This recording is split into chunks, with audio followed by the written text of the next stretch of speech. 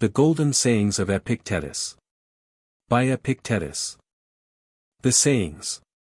I. Are these the only works of providence within us? What words suffice to praise or set them forth? Had we but understanding, should we ever cease hymning and blessing the divine power, both openly and in secret, and telling of his gracious gifts? Whether digging or plowing or eating, should we not sing the hymn to God? Great is God, for that he hath given us such instruments to till the ground withal. Great is God, for that he hath given us hands and the power of swallowing and digesting, of unconsciously growing and breathing while we sleep. Thus should we ever have sung, yea and this, the grandest and divinest hymn of all. Great is God, for that he hath given us a mind to apprehend these things, and duly to use them. What then? Seeing that most of you are blinded, should there not be some one to fill this place, and sing the hymn to God on behalf of all men? What else can I that am old and lame do but sing to God? Were I a nightingale, I should do after the manner of a nightingale. Were I a swan, I should do after the manner of a swan. But now, since I am a reasonable being, I must sing to God. That is my work, I do it, nor will I desert this my post, as long as it is granted me to hold it, and upon you too I call to join in this self-same hymn. 2. How then do men act? As though one returning to his country who had sojourned for the night in a fair inn, should be so captivated thereby as to take up his abode there. Friend, thou hast forgotten thine intention. This was not thy destination, but only lay on the way thither. Nay, but it is a proper place. And how many more of the sort there may be, only to pass through upon thy way. Thy purpose was to return to thy country, to relieve thy kinsman's fears for thee, thyself to discharge the duties of a citizen, to marry a wife, to beget offspring, and to fill the appointed round of office. Thou didst not come to choose out what places are most pleasant, but rather to return to that wherein thou wast born and where wert appointed to be a citizen. 3. Try to enjoy the great festival of life with other men. 4. But I have one whom I must please, to whom I must be subject, whom I must obey, God, and those who come next to him. He hath entrusted me with myself, he hath made my will subject to myself alone and given me rules for the right use thereof. V. Rufus used to say, if you have leisure to praise me, what I say is naught. In truth he spoke in such wise, that each of us who sat there, though that some one had accused him to Rufus, so surely did he lay his finger on the very deeds we did, so surely display the faults of each before his very eyes. 6. But what saith God? Had it been possible, Epictetus, I would have made both that body of thine and thy possessions free and unimpeded, but as it is, be not deceived, it is not thine own, it is but finely tempered clay. Since then this I could not do, I have given thee a portion of myself, in the power of desiring and declining and of pursuing and avoiding, and in a word the power of dealing with the things of sense. And if thou neglect not this, but place all that thou hast therein, thou shalt never be let or hindered, thou shalt never lament, thou shalt not blame or flatter any. What then? Seemeth this to thee a little thing? God forbid. Be content then therewith. And so I pray the gods. 7. What saith Antisthenes? Hast thou never heard, it is a kingly thing, O Cyrus, to do well and to be evil spoken of? 8. Ay, but to debase myself thus were unworthy of me. That, said Epictetus, is for you to consider, not for me. You know yourself what you are worth in your own eyes, and at what price you will sell yourself. For men sell themselves at various prices. This was why, when Florus was deliberating whether he should appear at Nero's shows, taking part in the performance himself, Agrippinus replied, But why do not you appear? He answered, Because I do not even consider the question. For the man who has once stooped to consider such questions, and to reckon up the value of external things, is not far from forgetting what manner of man he is. Why, what is it that you ask me? Is death preferable, or life? I reply, life. Pain or pleasure? I reply, pleasure. Well, but if I do not act, I shall lose my head. Then go and act. But for my part one will not act. Why? Because you think yourself but one among the many threads which make up the texture of the doublet. You should aim at being like men in general, just as your thread has no ambition either to be anything distinguished compared with the other threads. But I desire to be the purple, that small and shining part which makes the rest seem fair and beautiful. Why then do you bid me become even as the multitude?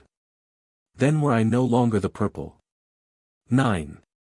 If a man could be throughly penetrated, as he ought, with this thought, that we are all in an especial manner sprung from God, and that God is the Father of men as well as of gods.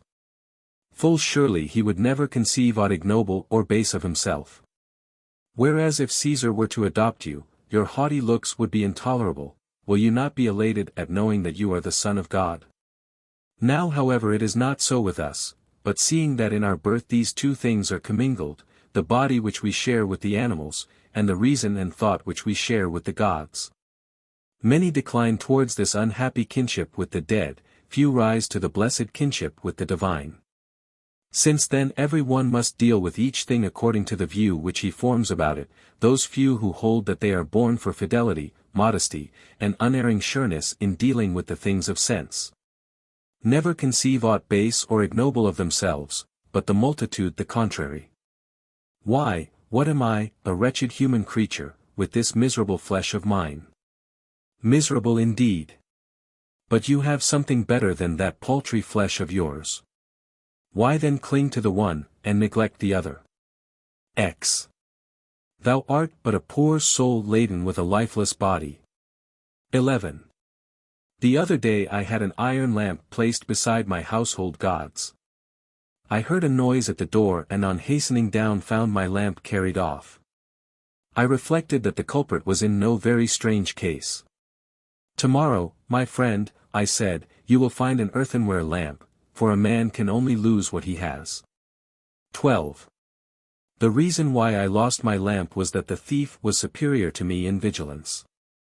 He paid however this price for the lamp, that in exchange for it he consented to become a thief, in exchange for it, to become faithless. 13. But God hath introduced man to be a spectator of himself and of his works, and not a spectator only, but also an interpreter of them. Wherefore it is a shame for man to begin and to leave off where the brutes do. Rather he should begin there, and leave off where nature leaves off in us, and that is at contemplation, and understanding, and a manner of life that is in harmony with herself. See then that ye die not without being spectators of these things. 14. You journey to Olympia to see the work of Phidias, and each of you holds it a misfortune not to have beheld these things before you die. Whereas when there is no need even to take a journey, but you are on the spot, with the works before you, have you no care to contemplate and study these? Will you not then perceive either who you are or unto what end you were born, or for what purpose the power of contemplation has been bestowed on you? Well, but in life there are some things disagreeable and hard to bear. And are there none at Olympia? Are you not scorched by the heat? Are you not cramped for room? Have you not to bathe with discomfort? Are you not drenched when it rains? Have you not to endure the clamor and shouting and such annoyances as these? Well, I suppose you set all this over against the splendor of the spectacle and bear it patiently. What then? Have you not received greatness of heart, received courage, received fortitude? What care I, if I am great of heart, for aught that can come to pass? What shall cast me down or disturb me? What shall seem painful? Shall I not use the power to the end for which I received it, instead of moaning and wailing over what comes to pass? 15. If what philosophers say of the kinship of God and man be true, what remains for men to do but as Socrates did, never, when asked one's country, to answer, I am an Athenian or a Corinthian, but I am a citizen of the world. 16. He that hath grasped the administration of the world, who hath learned that this community, which consists of God and men, is the foremost and mightiest and most comprehensive of all, that from God have descended the germs of life. Not to my father only and father's father, but to all things that are born and grow upon the earth, and in an especial manner to those endowed with reason, for those only are by their nature fitted to hold communion with God. Being by means of reason conjoined with him, why should not such an one call himself a citizen of the world? Why not a son of God? Why should he fear aught that comes to pass among men? Shall kinship with Caesar, or any other of the great at Rome, be enough to hedge men around with safety and consideration, without a thought of apprehension, while to have God for our Maker, and Father, and kinsman? Shall not this set us free from sorrows and fears? 17. I do not think that an old fellow like me need have been sitting here to try and prevent your entertaining abject notions of yourselves. And talking of yourselves in an abject and ignoble way, but to prevent there being by chance among you any such young men as, after recognizing their kindred to the gods, and their bondage in these chains of the body and its manifold necessities, should desire to cast them off as burdens too grievous to be borne, and depart their true kindred. This is the struggle in which your master and teacher, were he worthy of the name, should be engaged. You would come to me and say, Epictetus, we can no longer endure being chained to this wretched body, giving food and drink and rest and purification, aye, and for its sake forced to be subservient to this man and that. Are these not things indifferent and nothing to us? Is it not true that death is no evil? Are we not in a manner kinsmen of the gods, and have we not come from them? Let us depart thither, whence we came, let us be freed from these chains that confine and press us down. Here are thieves and robbers and tribunals, and they that are called tyrants, who deem that they have after a fashion power over us, because of the miserable body and what appertains to it. Let us show them that they have power over none. 18.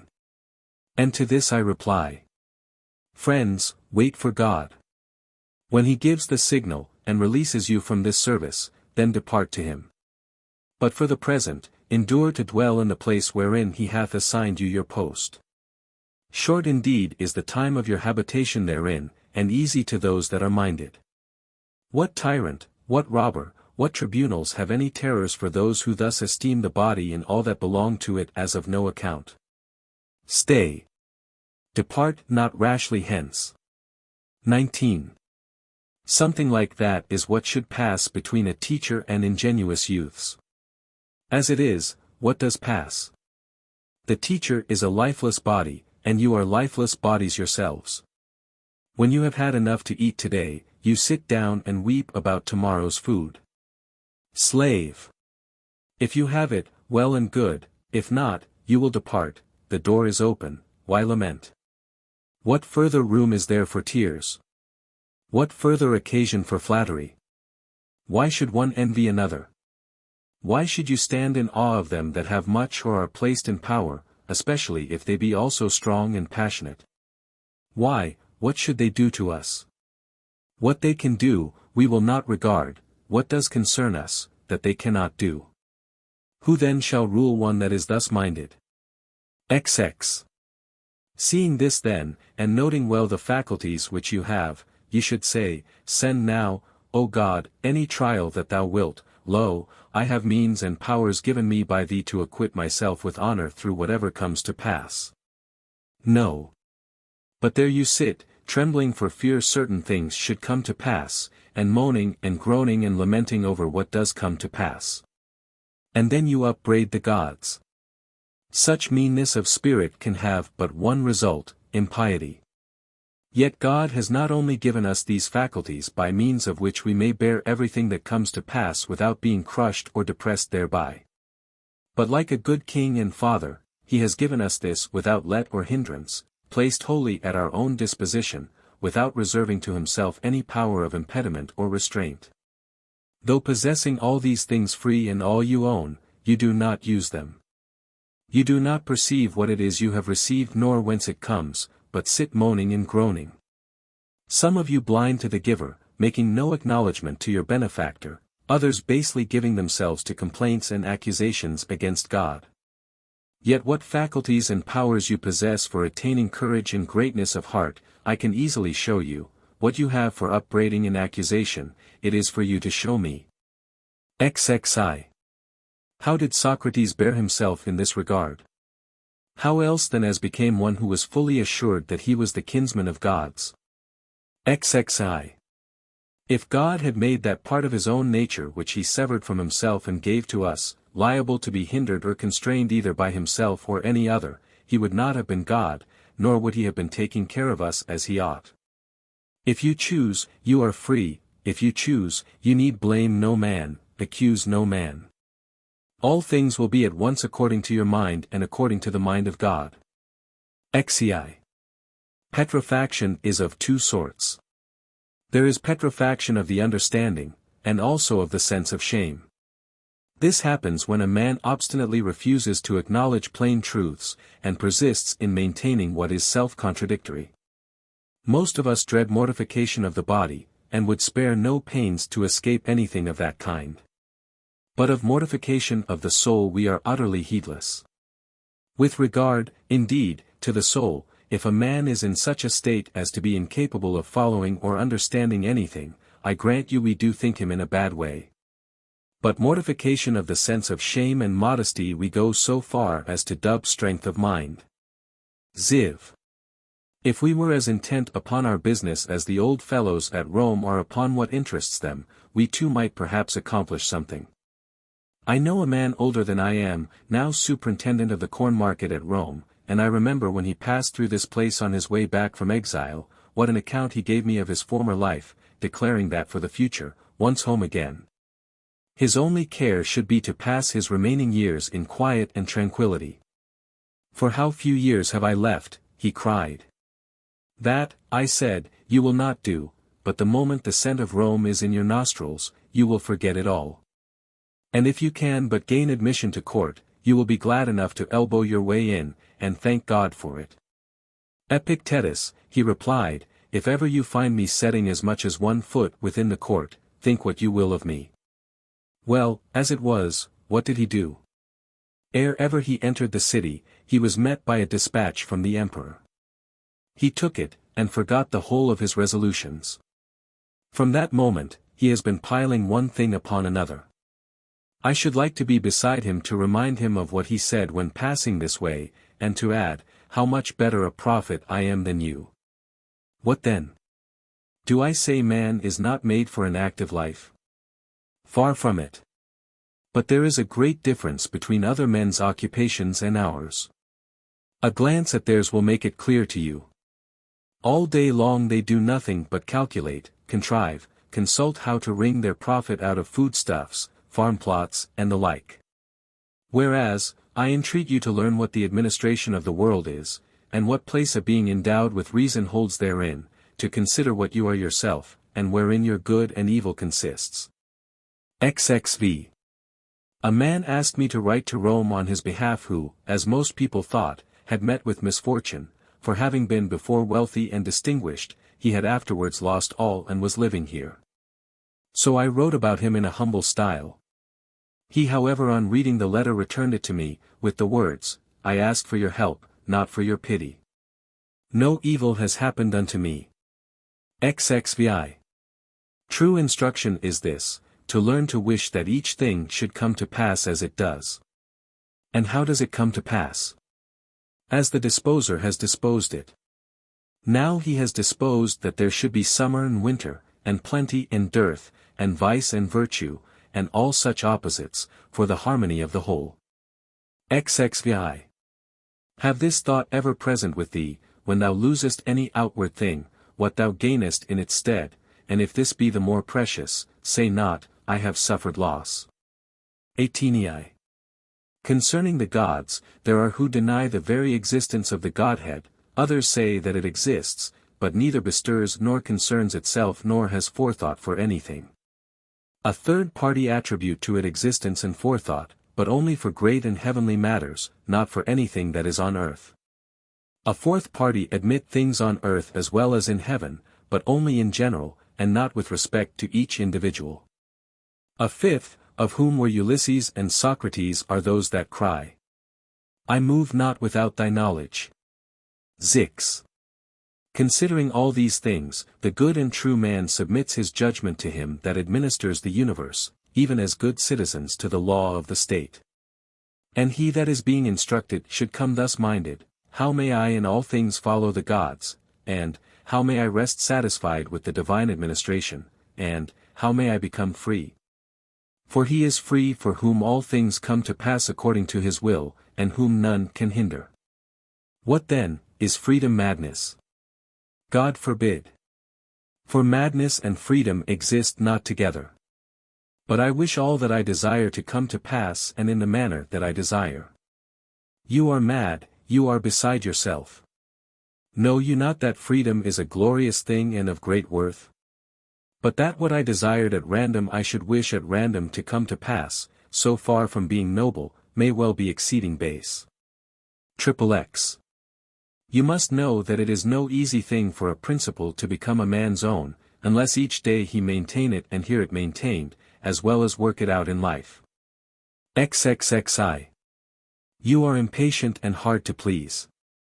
If alone, you call it solitude, if in the company of men, you dub them conspirators and thieves, and find fault with your very parents, children, brothers, and neighbors.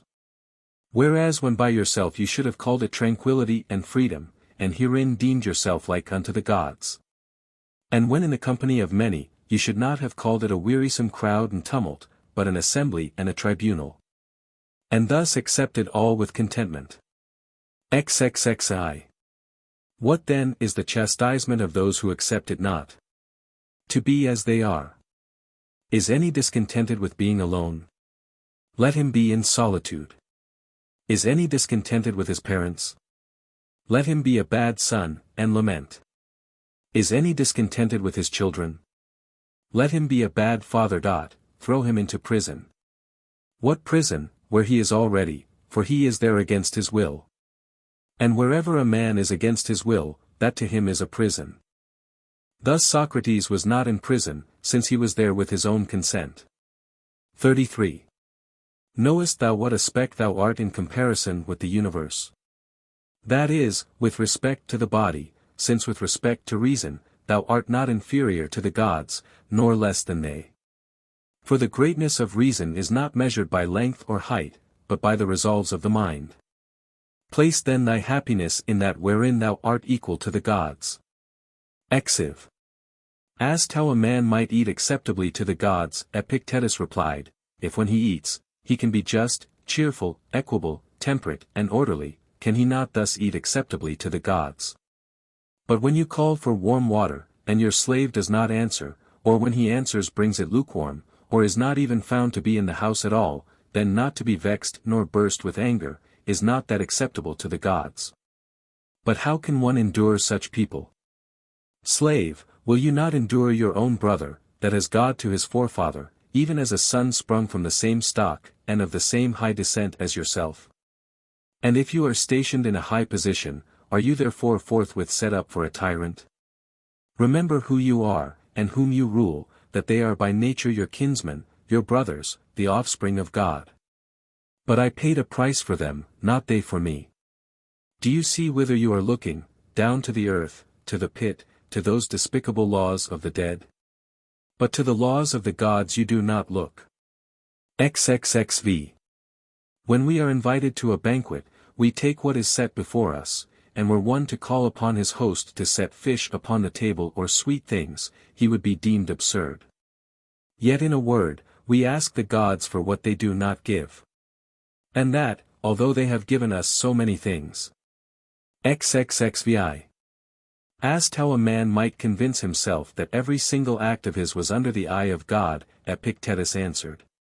Do you not hold that things on earth and things in heaven are continuous and in unison with each other? I do, was the reply. Else how should the trees sow regularly, as though by God's command, at his bidding flower, at his bidding send forth shoots, bear fruit and ripen it? At his bidding let it fall and shed their leaves, and folded up upon themselves lie in quietness and rest? How else, as the moon waxes and wanes, as the sun approaches and recedes, can it be that such vicissitude and alternation is seen in earthly things? If then all things that grow, nay, our own bodies, are thus bound up with the whole, is not this still truer of our souls? And if our souls are bound up and in contact with God, as being very parts and fragments plucked from himself, shall he not feel every movement of theirs as though it were his own, and belonging to his own nature? XVI. But, you say, I cannot comprehend all this at once. Why, who told you that your powers were equal to God's? Yet God hath placed by the side of each a man's own guardian spirit, who is charged to watch over him, a guardian who sleeps not nor is deceived. For to what better or more watchful guardian could he have committed which of us? So when you have shut the doors and made a darkness within, remember never to say that you are alone, for you are not alone, but God is within, and your guardian spirit, and what light do they need to behold what you do? To this God you also should have sworn allegiance, even as soldiers unto Caesar. They, when their service is hired, swear to hold the life of Caesar dearer than all else, and will you not swear your oath, that are deemed worthy of so many and great gifts? And will you not keep your oath when you have sworn it? And what oath will you swear? Never to disobey, never to arraign or murmur at aught that comes to you from his hand, never unwillingly to do or suffer aught that necessity lays upon you. Is this oath like theirs? They swear to hold no other dearer than Caesar, you, to hold our true selves dearer than all else beside. XXXVI. How shall my brother cease to be wroth with me? Bring him to me, and I will tell him. But to thee I have nothing to say about his anger. XX.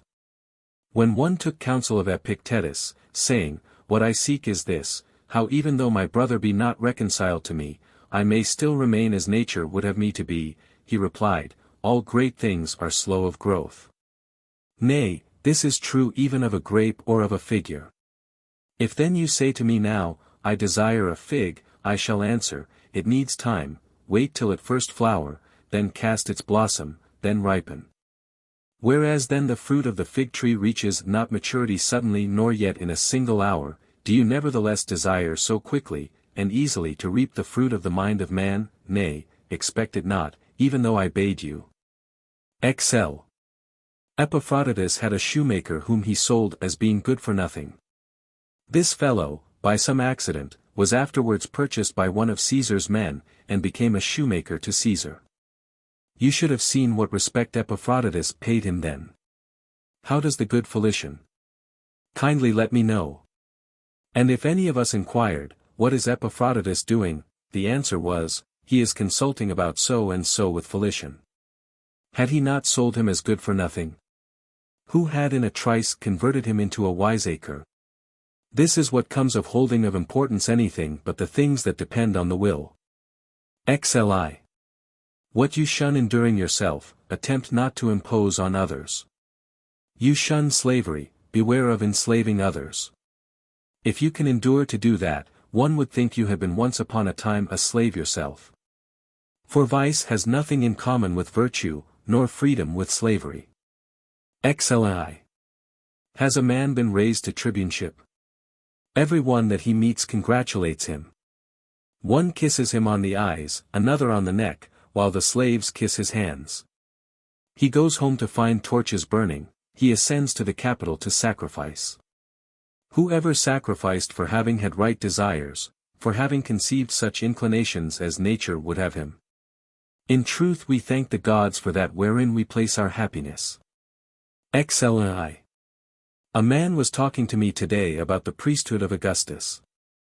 I said to him, Let the thing go, my good sir, you will spend a good deal to no purpose. Well, but my name will be inserted in all documents and contracts. Will you be standing there to tell those that read them, that is my name written there? And even if you could now be there in every case, what will you do when you are dead? At all events my name will remain. Inscribe it on a stone and it will remain just as well. And think, beyond Nicopolis what memory of you will there be? But I shall have a golden wreath to wear.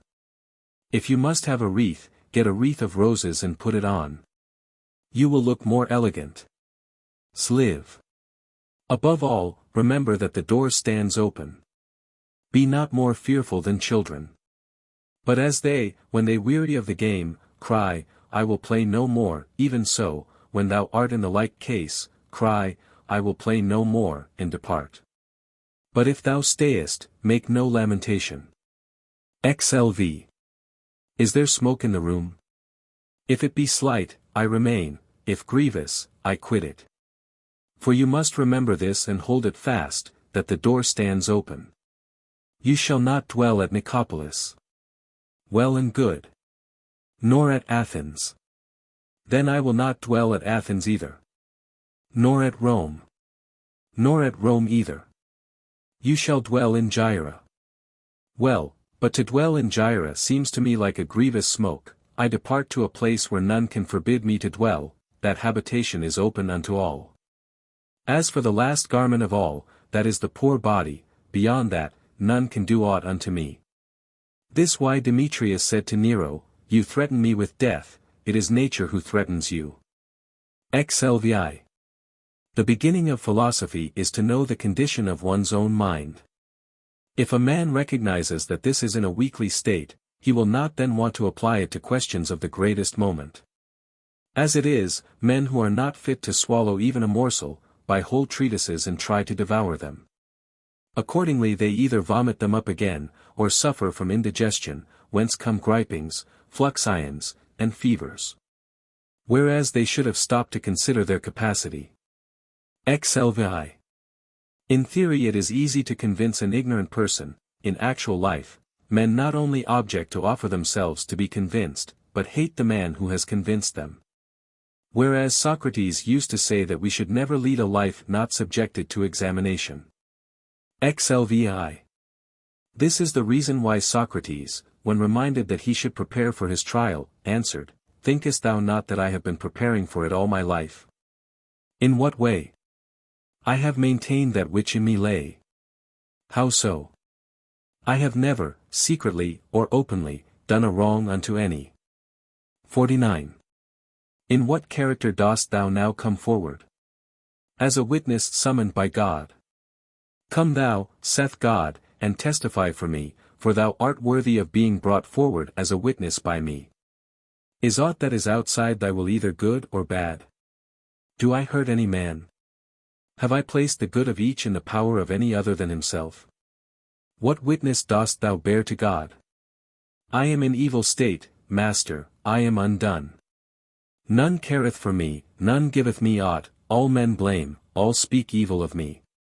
Is this the witness thou wilt bear, and do dishonour to the calling wherewith he hath called thee, because he hath done thee so great honour, and deemed thee worthy of being summoned to bear witness in so great a cause? L. Wouldst thou have men speak good of thee? Speak good of them. And when thou hast learned to speak good of them, try to do good unto them, and thus thou wilt reap in return their speaking good of thee. Li. When thou goest into any of the great, remember that another from above sees what is passing, and that thou shouldst please him rather than man. He therefore asks thee.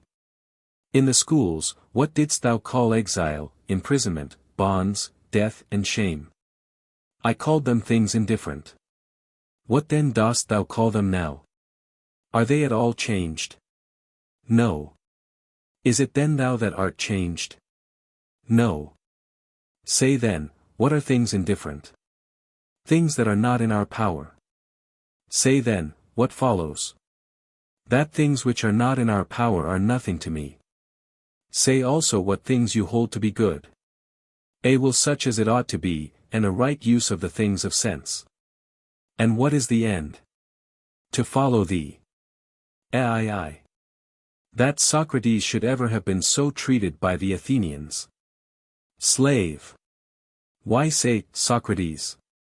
Speak of the thing as it is, that ever then the poor body of Socrates should have been dragged away and haled by main force to prison. That ever hemlock should have been given to the body of Socrates. That should have breathed its life away, do you marvel at this? Do you hold this unjust? Is it for this that you accuse God? Had Socrates no compensation for this? Where then for him was the ideal good? Whom shall we hearken to, you or him? And what says he? Anytus and Meletus may put me to death, to injure me is beyond their power. And again. If such be the will of God, so let it be. Lii. Nay, young man, for heaven's sake. But once thou hast heard these words, go home and say to thyself, it is not Epictetus that has told me these things, how indeed should he? No, it is some gracious God through him. Else it would never have entered his head to tell me them, he that is not used to speak to any one thus. Well, then, let us not lie under the wrath of God, but be obedient unto him. Nay, indeed. But if a raven by its croaking bears thee any sign, it is not the raven but God that sends the sign through the raven. And if he signifies anything to thee through human voice, will he not cause the man to say these words to thee, that thou mayest know the power of the divine, how he sends a sign to some in one way and to others in another? And on the greatest and highest matters of all signifies his will through the noblest messenger. What else does the poet mean? I spake unto him erst myself, and sent Hermes the shining one, to check and warn him. The husband not to slay, nor woo the wife. Liv. In the same way my friend Heraclitus, who had a trifling suit about a petty farm at Rhodes, first showed the judges that his cause was just, and then at the finish cried, I will not entreat you, nor do I care what sentence you pass. It is you who are on your trial, not I. And so he ended the case. Lv. As for us, we behave like a herd of deer. When they flee from the huntsman's feathers in a fright, which way do they turn? What haven of safety do they make for? Why, they rush upon the nets. And thus they perish by confounding what they should fear with that wherein no danger lies. Not death or pain is to be feared, but the fear of death or pain. Well said the poet therefore. Death has no terror. Only a death of shame. Lvi. How is it then that certain external things are said to be natural, and other contrary to nature? Why, just as it might be said if we stood alone and apart from others. A foot, for instance, I will allow it is natural should be clean. But if you take it as a foot, and as a thing which does not stand by itself, it will beseem it, if need be, to walk in the mud, to tread on thorns, and sometimes even to be cut off, for the benefit of the whole body, else it is no longer a foot. In some such way we should conceive of ourselves also. What art thou, a man? Looked at as standing by thyself and separate, it is natural for thee in health and wealth long to live. But looked at as a man, and only as a part of a whole, it is for that whole's sake that thou shouldest at one time fall sick, at another brave the perils of the sea, again, know the meaning of want and perhaps die an early death. Why then repine? Knowest thou not that as the foot is no more a foot if detached from the body, so thou in like case art no longer a man? For what is a man? A part of a city, first of the city of gods and men. Next, of that which ranks nearest it, a miniature of the universal city. In such a body, in such a world enveloping us, among lives like these, such things must happen to one or another. Thy part, then, being here, is to speak of these things as is meet, and to order them as befits the matter. Lvi. That was a good reply which Diogenes made to a man who asked him for letters of recommendation. That you are a man, he will know when he sees you, whether a good or bad one, he will know if he has any skill in discerning the good or bad. But if he has none, he will never know, though I write him 1,000 times. It is as though a piece of silver money desired to be recommended to some one to be tested. If the man be a good judge of silver, he will know, the coin will tell its own tale. Lvi. Even as the traveler asks his way of him that he meets, inclined in no wise to bear to the right rather than to the left, for he desires only the way leading whither he would go, so should we come unto God as to a guide. Even as we use our eyes without admonishing them to show us some things rather than others, but content to receive the images of such things as they present to us. But as it is we stand anxiously watching the victim, and with the voice of supplication call upon the augur, Master, have mercy on me, vouchsafe unto me a way of escape. Slave, would you then have aught else than what is best? Is there anything better than what is God's good pleasure? Why, as far as in you lies, would you corrupt your judge, and lead your counselor astray? Lax. God is beneficent. But the good also is beneficent. It should seem then that where the real nature of God is, there too is to be found the real nature of the good. What then is the real nature of God? Intelligence, knowledge, right reason. Here then without more ado seek the real nature of the good. For surely thou dost not seek it in a plant or in an animal that reasoneth not. LX. Seek then the real nature of the good in that without whose presence thou wilt not admit the good to exist in aught else. What then? Are not these other things also works of God? They are, but not preferred to honor, nor are they portions of God. But thou art a thing preferred to honor, thou art thyself a fragment torn from God, thou hast a portion of him within thyself. How is it then that thou dost not know thy high descent, dost not know whence thou comest? When thou eatest, wilt thou not remember who thou art that eatest and whom thou feedest? In intercourse, in exercise, in discussion knowest thou not that it is a God whom thou feedest, a God whom thou exercisest, a God whom thou bearest about with thee, O miserable? And thou perceivest it not. Thinkest thou that I speak of a God of silver or gold, that is without thee? Nay, thou bearest him within thee.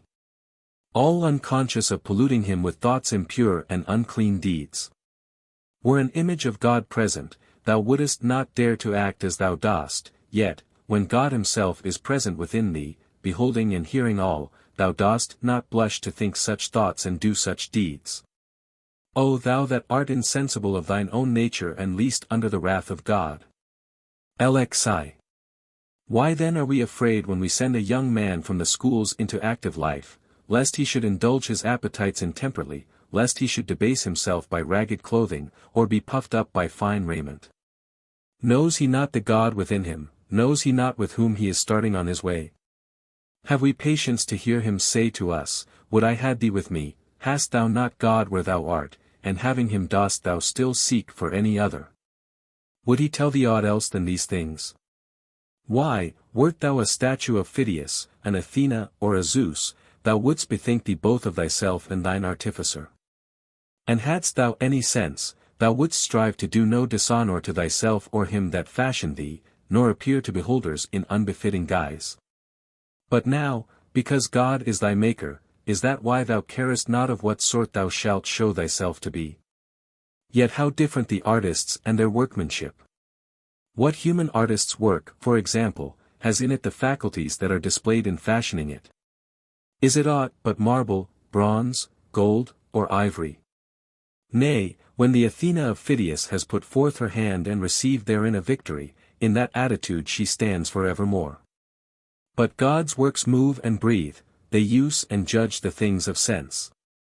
The workmanship of such an artist, wilt thou dishonour him?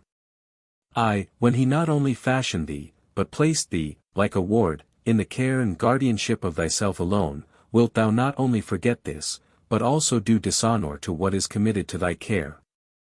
If God had entrusted thee with an orphan, wouldst thou have thus neglected him?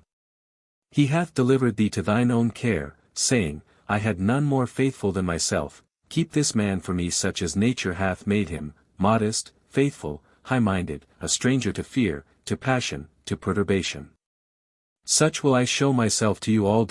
What, exempt from sickness also, from age, from death? Nay, but accepting sickness, accepting death as becomes a god. LXI. No labor, according to Diogenes, is good but that which aims at producing courage and strength of soul rather than of body. LXI. A guide, on finding a man who has lost his way, brings him back to the right path, he does not mock and jeer at him and then take himself off. You also must show the unlearned man the truth, and you will see that he will follow. But so long as you do not show it him, you should not mock, but rather feel your own incapacity. Lexiv. It was the first and most striking characteristic of Socrates never to become heated in discourse, never to utter an injurious or insulting word. On the contrary, he persistently bore insult from others and thus put an end to the fray. If you care to know the extent of his power in this direction, read Xenophon's Banquet, and you will see how many quarrels he put an end to. This is why the poets are right in so highly commending this faculty. Quickly and wisely with all even bitter feuds would he settle. Nevertheless the practice is not very safe at present, especially in Rome. One who adopts it, I need not say, ought not to carry it out in an obscure corner, but boldly accost, if occasion serve, some personage of rank or wealth. Can you tell me, sir, to whose care you entrust your horses? I can. Is it to the first comber, who knows nothing about them? Certainly not. Well, what of the man who takes care of your gold, your silver, or your raiment? He must be experienced also. And your body, have you ever considered about entrusting it to anyone's care? Of course I have. And no doubt to a person of experience as a trainer, a physician. Surely. And these things the best you possess, or have you anything more precious? What can you mean? I mean that which employs these, which weights all things, which takes counsel and resolve. Oh, you mean the soul. You take me rightly. I do mean the soul. By heaven, I hold that far more precious than all else I possess. Can you show me then what care you bestow on a soul? For it can scarcely be thought that a man of your wisdom and consideration in the city would suffer your most precious possession to go to ruin through carelessness and neglect. Certainly not. Well, do you take care of it yourself? Did anyone teach you the right method, or did you discover it yourself? Now here comes in the danger, first, that the great man may answer, why, what is that to you, my good fellow? Are you my master? And then, if you persist in troubling him, may raise his hand to strike you. It is a practice of which I was myself a warm admirer until such experiences as these befell me. LXV. When a youth was giving himself airs in the theatre and saying, I am wise, for I have conversed with many wise men, Epictetus replied, I too have conversed with many rich men, yet I am not rich. LXVI. We see that a carpenter becomes a carpenter by learning certain things, that a pilot, by learning certain things, becomes a pilot. Possibly also in the present case the mere desire to be wise and good is not enough. It is necessary to learn certain things. This is then the object of our search. The philosophers would have us first learn that there is a God, and that his providence directs the universe. Further, that to hide from him not only one's acts but even one's thoughts and intentions is impossible. Secondly, what the nature of God is. Whatever that nature is discovered to be, the man who would please and obey him must strive with all his might to be made like unto him. If the divine is faithful, he also must be faithful, if free, he also must be free. If beneficent, he also must be beneficent, if magnanimous, he also must be magnanimous. Thus as an imitator of God must he follow him in every deed and word. LXVI. If I show you, that you lack just what is most important and necessary to happiness, that hitherto your attention has been bestowed on everything rather than that which claims it most. And, to crown all, that you know neither what God nor man is, neither what good or evil is, why, that you are ignorant of everything else, perhaps you may bear to be told, but to hear that you know nothing of yourself, how could you submit to that? How could you stand your ground and suffer that to be proved? Clearly not at all. You instantly turn away in wrath. Yet what harm have I done to you? Unless indeed the mirror harms the ill-favored man by showing him to himself just as he is. Unless the physician can be thought to insult his patient, when he tells him, friend, do you suppose there is nothing wrong with you? Why, you have a fever. Eat nothing today, and drink only water. Yet no one says, what an insufferable insult. Whereas if you say to a man, your desires are inflamed, your instincts of rejection are weak and low, your aims are inconsistent, your impulses are not in harmony with nature, your opinions are rash and false. He forthwith goes away and complains that you have insulted him. LXVI. Our way of life resembles a fair. The flocks and herds are passing along to be sold, and the greater part of the crowd to buy and sell. But there are some few who come only to look at the fair, to inquire how and why it is being held, upon what authority and with what object. So too, in this great fair of life, some, like the cattle, trouble themselves about nothing but the fodder.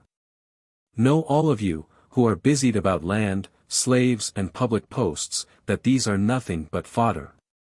Some few there are attending the fair, who love to contemplate what the world is, what he that administers it. Can there be no administrator? Is it possible, that while neither city nor household could endure even a moment without one to administer and see to its welfare, this fabric, so fair, so vast, should be administered in order so harmonious, without a purpose and by blind chance? There is therefore an administrator. What is his nature and how does he administer? And who are we that are his children and what work were we born to perform? Have we any close connection or relation with him or not? Such are the impressions of the few of whom I speak. And further, they apply themselves solely to considering and examining the great assembly before they depart.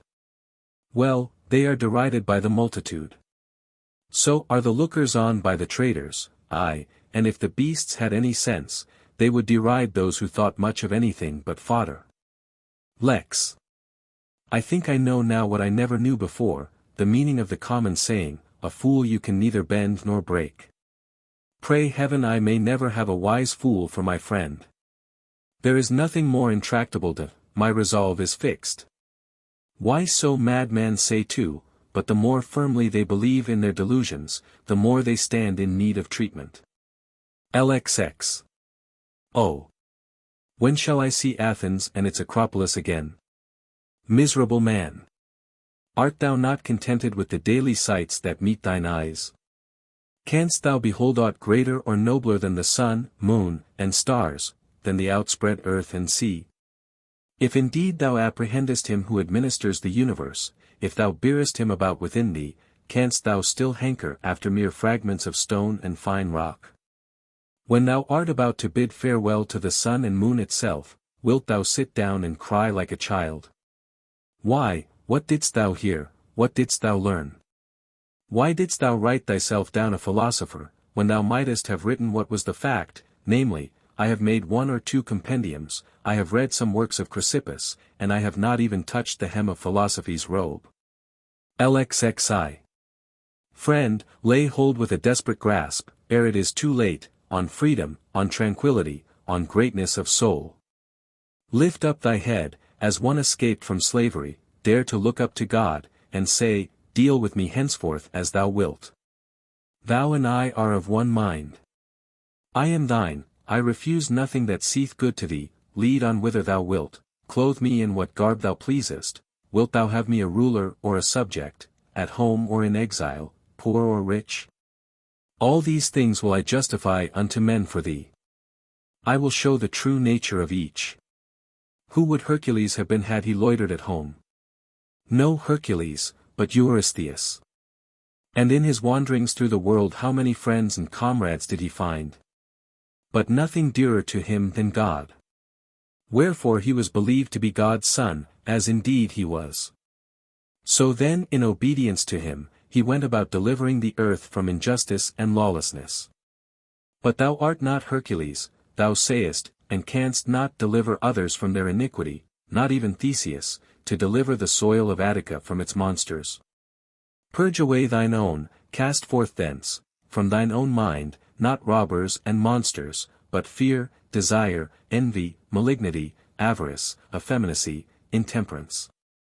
And these may not be cast out, except by looking to God alone, by fixing thy affections on him only, and by consecrating thyself to his commands. If thou choosest aught else, with sighs and groans thou wilt be forced to follow a might greater than thine own, ever seeking tranquillity without, and never able to attain unto her. For thou seekest her where she is not to be found. And where she is, there thou seekest her not. LXXI. If a man would pursue philosophy, his first task is to throw away conceit. For it is impossible for a man to begin to learn what he has a conceit that he already knows. LXXI. Give me but one young man, that has come to the school with this intention, who stands forth a champion of this cause, and says, all else I renounce, content if I am but able to pass my life free from hindrance and trouble. To raise my head aloft and face all things as a free man, to look up to heaven as a friend of God, fearing nothing that may come to pass. Point out such a one to me, that I may say, Enter, young man, into possession of that which is thine own. For thy lot is to adorn philosophy. Thine are these possessions, thine these books, these discourses. And when our champion has duly exercised himself in this part of the subject, I hope you will come back to me and say, What I desire is to be free from passion and from perturbation. As one who grudges no pains in the pursuit of piety and philosophy, what I desire is to know my duty to the gods, my duty to my parents, to my brothers, to my country, to strangers. Enter then on the second part of the subject, it is thine also.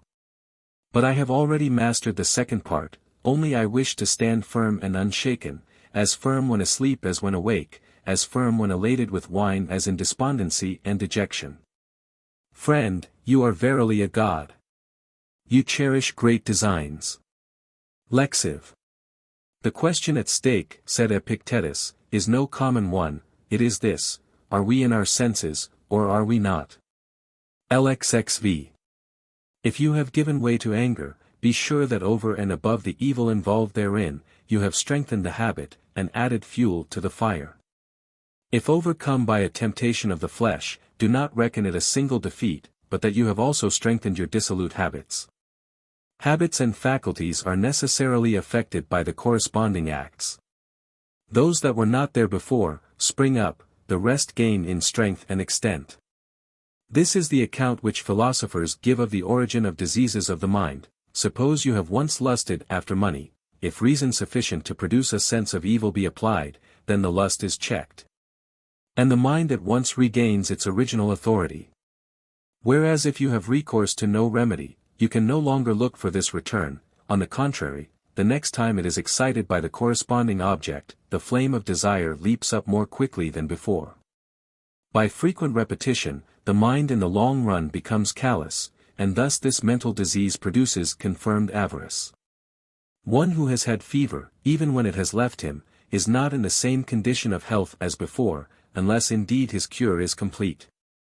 Something of the same sort is true also of diseases of the mind. Behind, there remains a legacy of traces and blisters, and unless these are effectually erased, subsequent blows on the same spot will produce no longer mere blisters, but sores. If you do not wish to be prone to anger, do not feed the habit. Give it nothing which may tend its increase. At first, keep quiet and count the days when you were not angry. I used to be angry every day, then every other day, next every 2, next every 3 days. And if you succeed in passing 30 days, sacrifice to the gods in thanksgiving. LXXVI. How then may this be attained? Resolve, now if never before, to approve thyself to thyself, resolve to show thyself fair in God's sight. Long to be pure with thine own pure self in God. LXXVI. That is the true athlete, that trains himself to resist such outward impressions as these. Stay, wretched man. Suffer not thyself to be carried away. Great is the combat, divine the task. You are fighting for kingship, for liberty, for happiness, for tranquility. Remember God, call upon him to aid thee, like a comrade that stands beside thee in the fight. LXXVI. Who then is a Stoic, in the sense that we call a statue of Phidias which is modeled after that master's art? Show me a man in this sense modeled after the doctrines that are ever upon his lips. Show me a man that is sick, and happy. An exile, and happy, in evil report, and happy. Show me him, I ask again. So help me heaven, I long to see one Stoic. Nay, if you cannot show me one fully modeled, let me at least see one in whom the process is at work, one whose bent is in that direction. Do me that favor. Grudge it not to an old man, to behold a sight he has never yet beheld. Think you I wish to see the Zeus or Athena of Phidias, bedecked with gold and ivory? Nay, show me, one of you, a human soul, desiring to be of one mind with God, no more to lay blame on God or man, to suffer nothing to disappoint, nothing to cross him, to yield neither to anger, envy, nor jealousy, in a word, why disguise the matter? One that from a man would fain become a god, one that while still imprisoned in this dead body makes fellowship with God his aim. Show me him, you cannot. Then why mock yourselves and delude others? Why stalk about tricked out in other men's attire, thieves and robbers that you are of names and things to which you can show no title? Lexics. If you have assumed a character beyond your strength, you have both played a poor figure in that, and neglected one that is within your powers. LXXX. Fellow, you have come to blows at home with a slave, you have turned the household upside down, and thrown the neighborhood into confusion. And do you come to me then with airs of assumed modesty, do you sit down like a sage and criticize my explanation of the readings, and whatever idle babble you say has come into my head? Have you come full of envy, and dejected because nothing is sent you from home, and while the discussion is going on, do you sit brooding on nothing but how your father or your brother are disposed towards you? What are they saying about me there? At this moment they imagine I am making progress and saying, he will return perfectly omniscient. I wish I could become omniscient before I return, but that would be very troublesome. No one sends me anything, the baths at Nicopolis are dirty. Things are wretched at home and wretched here. And then they say, nobody is any the better for the school. Who comes to the school with a sincere wish to learn, to submit his principles to correction and himself to treatment? Who, to gain a sense of his wants? Why then be surprised if you carry home from the school exactly what you bring into it? LXXXI. Epictetus, I have often come desiring to hear you speak, and you have never given me any answer. Now if possible, I entreat you, say something to me. Is there, do you think, replied Epictetus, an art of speaking as of other things, if it is to be done skillfully and with profit to the hearer? Yes. And are all profited by what they hear, or only some among them? So that it seems there is an art of hearing as well as of speaking. To make a statue needs skill, to view a statue aright needs skill also. Admitted. And I think all will allow that one who proposes to hear philosophers speak needs a considerable training in hearing. Is that not so? Then tell me on what subject you are able to hear me. Why, on good and evil. The good and evil of what? A horse, an ox. No, of a man. Do we know then what man is? What his nature is? What is the idea we have of him? And are our ears practiced in any degree on the subject? Nay, do you understand what nature is? Can you follow me in any degree when I say that I shall have to use demonstration? Do you understand what demonstration is? What true or false is? Must I drive you to philosophy? Show me what good I am to do by discoursing with you. Rouse my desire to do so.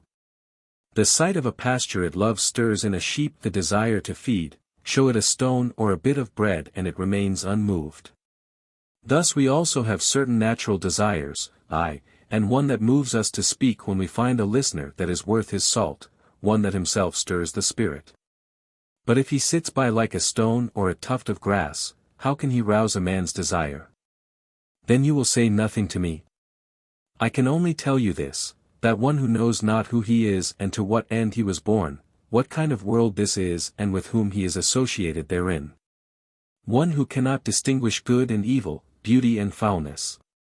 Truth and falsehood, will never follow reason in shaping his desires and impulses and repulsions, nor yet in assent, denial, or suspension of judgment.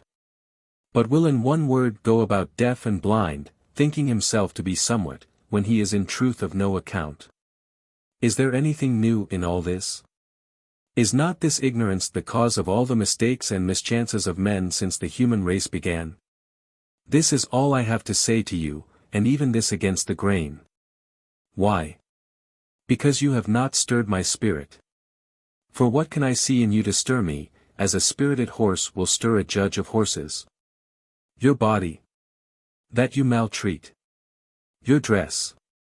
That is luxurious. You behavior, your look, nothing whatever. When you want to hear a philosopher, do not say, you say nothing to me, only show yourself worthy or fit to hear, and then you will see how you will move the speaker. LXXXI.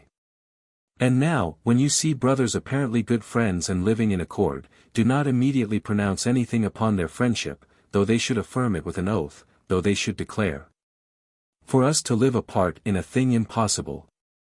For the heart of a bad man is faithless, unprincipled, inconstant, now overpowered by one impression, now by another. Ask not the usual questions, were they born of the same parents, reared together, and under the same tutor?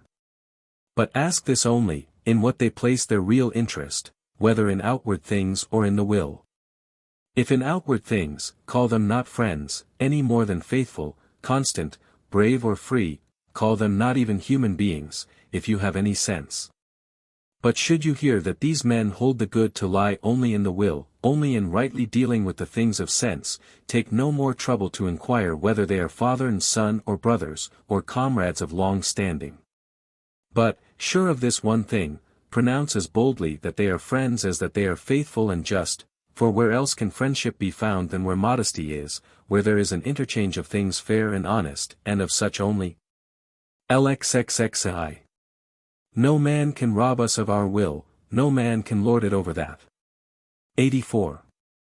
When disease and death overtake me, I would fain be found engaged in the task of liberating mine own will from the assaults of passion, from hindrance, from resentment, from slavery. Thus would I fain to be found employed, so that I may say to God, have I in aught transgressed thy commands? Have I in aught perverted the faculties, the senses, the natural principles that thou didst give me? Have I ever blamed thee or found fault with thine administration? When it was thy good pleasure, I fell sick, and so did other men, by my will consented. Because it was thy pleasure, I became poor, but my heart rejoiced. No power in the state was mine, because thou wouldst not, such power I never desired. Hast thou ever seen me of more doleful countenance on that account? Have I not ever drawn nigh unto thee with cheerful look, waiting upon thy commands, attentive to thy signals? Wilt thou that I now depart from the great assembly of men? I go, I give thee all thanks, that thou hast deemed me worthy to take part with thee in this assembly, to behold thy works, to comprehend this thine administration. Such I would were the subject of my thoughts, my pen, my study, when death overtakes me. LXXXV. Seemeth it nothing to you, never to accuse, never to blame either God or man? To wear ever the same countenance in going forth as in coming in. This was the secret of Socrates, yet he never said that he knew or taught anything. Who amongst you makes this his aim? Were it indeed so, you would gladly endure sickness, hunger, death itself. LXXXVI. How are we constituted by nature? To be free, to be noble, to be modest, for what other living thing is capable of blushing, or of feeling the impression of shame? And to subordinate pleasure to the ends for which nature designed us, as a handmaid and a minister, in order to call forth our activity, in order to keep us constant to the path prescribed by nature. LXXXVI. The husbandman deals with land. Physicians and trainers with the body, the wise man with his own mind. LXXXVI. Which of us does not admire what Lycurgus the Spartan did? A young citizen had put out his eye, and been handed over to him by the people to be punished at his own discretion. Lycurgus abstained from all vengeance, but on the contrary instructed and made a good man of him. Producing him in public in the theatre, he said to the astonished Spartans, I received this young man at your hands full of violence and wanton insolence, I restore him to you in his right mind and fit to serve his country. 89. A money changer may not reject Caesar's coin, nor may the seller of herbs, but must when once the coin is shown, deliver what is sold for it, whether he will or no. So is it also with the soul. Once the good appears, it attracts towards itself, evil repels. But a clear and certain impression of the good the soul will never reject, any more than men do Caesar's coin. On this hangs every impulse alike of man and God. XC. Asked what common sense was, Epictetus replied. As that may be called a common ear which distinguishes only sounds, while that which distinguishes musical notes is not common but produced by training. So there are certain things which men not entirely perverted see by the natural principles common to all. Such a constitution of the mind is called common sense. XCI. Canst thou judge men? Then make us imitators of thyself, as Socrates did. Do this, do not do that, else will I cast thee into prison. This is not governing men like reasonable creatures. Say rather, as God hath ordained, so do, else thou wilt suffer chastisement and loss. Askest thou what loss? None other than this, to have left undone what thou shouldst have done, to have lost the faithfulness, the reverence, the modesty that is in thee. Greater loss than this seek not to find. 92. His son is dead. What has happened? His son is dead. Nothing more. Nothing. His ship is lost. He has been haled to prison. What has happened? He has been haled to prison. But that any of these things are misfortunes to him, is an addition which every one makes of his own. But, you say, God is unjust. Is this? Why? For having given thee endurance and greatness of soul. For having made such things to be no evils. For placing happiness within thy reach, even when enduring them. For open unto thee a door, when things make not for thy good. Depart, my friend, and find fault no more. XCI. You are sailing to Rome, you tell me, to obtain the post of governor of Knossos. You are not content to stay at home with the honors you had before, you want something on a larger scale, and more conspicuous. But when did you ever undertake a voyage for the purpose of reviewing your own principles and getting rid of any of them that proved unsound? Whom did you ever visit for that object? What time did you ever set yourself for that? What age?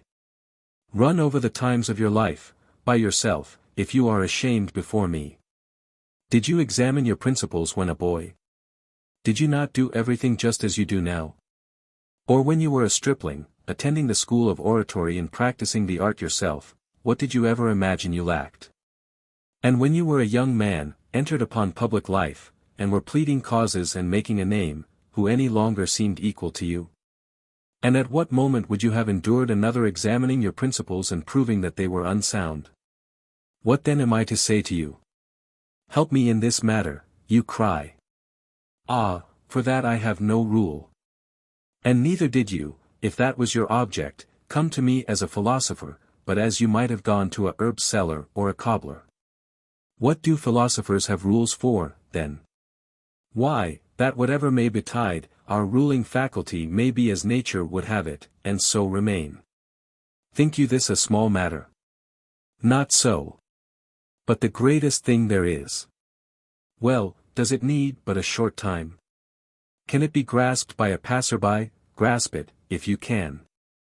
Then you will say, yes, I met Epictetus. Aye, just as you might a statue or a monument. You saw me. And that is all. But a man who meets a man is one who learns the other's mind, and lets him see his in turn. Learn my mind, show me yours, and then go and say that you met me. Let us try each other. If I have any wrong principle, rid me of it. If you have, out with it. That is what meeting a philosopher means. Not so, you think, this is only a flying visit, while we are hiring the ship, we can see Epictetus too.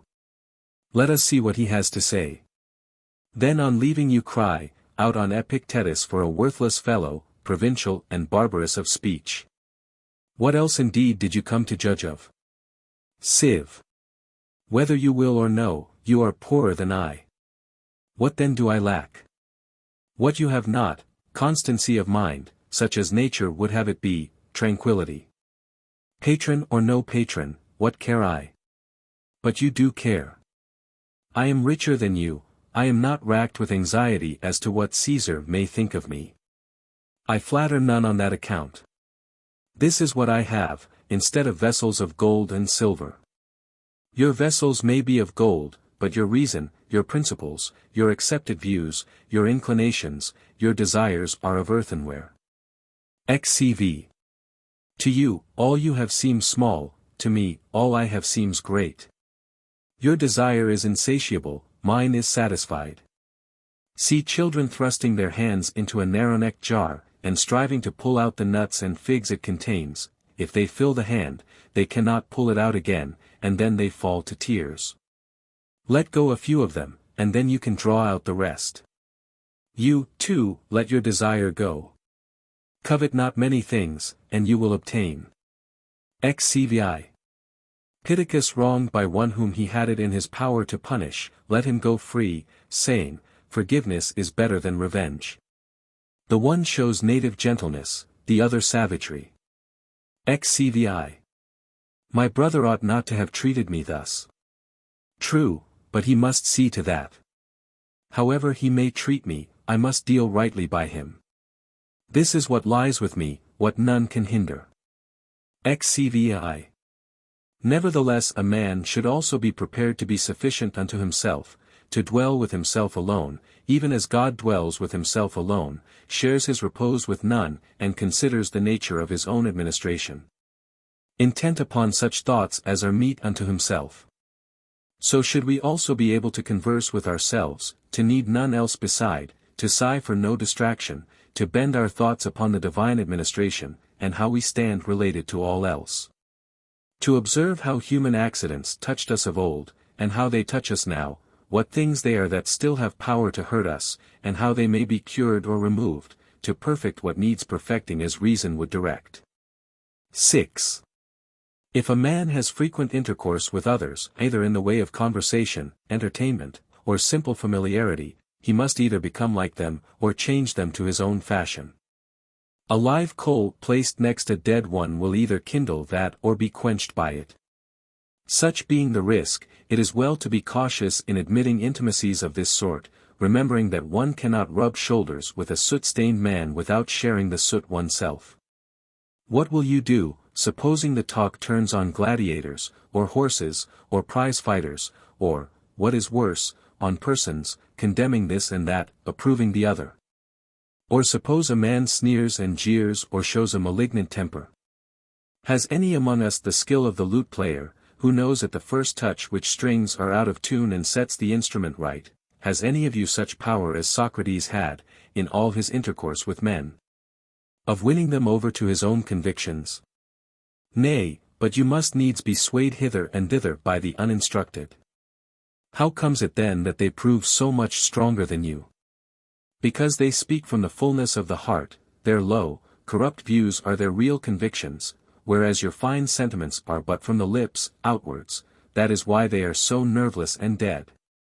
It turns one's stomach to listen to your exhortations, and hear of your miserable virtue, that you prate of up and down. Thus it is that the vulgar prove too strong for you.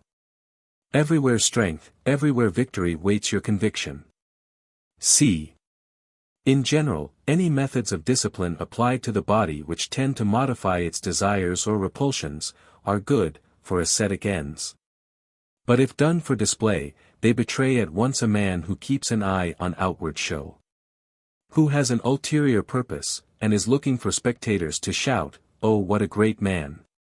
This is why Apollonius so well said, "If you are bent upon a little private discipline, wait till you are choking with heat some day, then take a mouthful of cold water, and spit it out again, and tell no man." Ci. Study how to give as one that is sick, that thou mayest hereafter give as one that is whole. Fast, drink water only, abstain altogether from desire, that thou mayest hereafter conform thy desire to reason. Cii. Thou wouldst do good unto men. Then show them by thine own example what kind of men philosophy can make, and cease from foolish trifling. Eating, do good to them that eat with thee, drinking, to them that drink with thee, yield unto all, give way, and bear with them. Thus shalt thou do them good, but vent not upon them thine own evil humor. Ci. Even as bad actors cannot sing alone, but only in chorus, so some cannot walk alone. Man, if thou art aught, strive to walk alone and hold converse with thyself, instead of skulking in the chorus. At length think, look around thee, bestir thyself, that thou mayest know who thou art. Civ. You would fain be victor at the Olympic Games, you say. Yes, but weigh the conditions, weigh the consequences, then and then only, lay to your hand, if it be for your profit. You must live by rule, submit to diet, abstain from dainty meats, exercise your body perforce at stated hours, in heat or in cold, drink no cold water, nor, it may be, wine. In a word, you must surrender yourself wholly to your trainer, as though to a physician.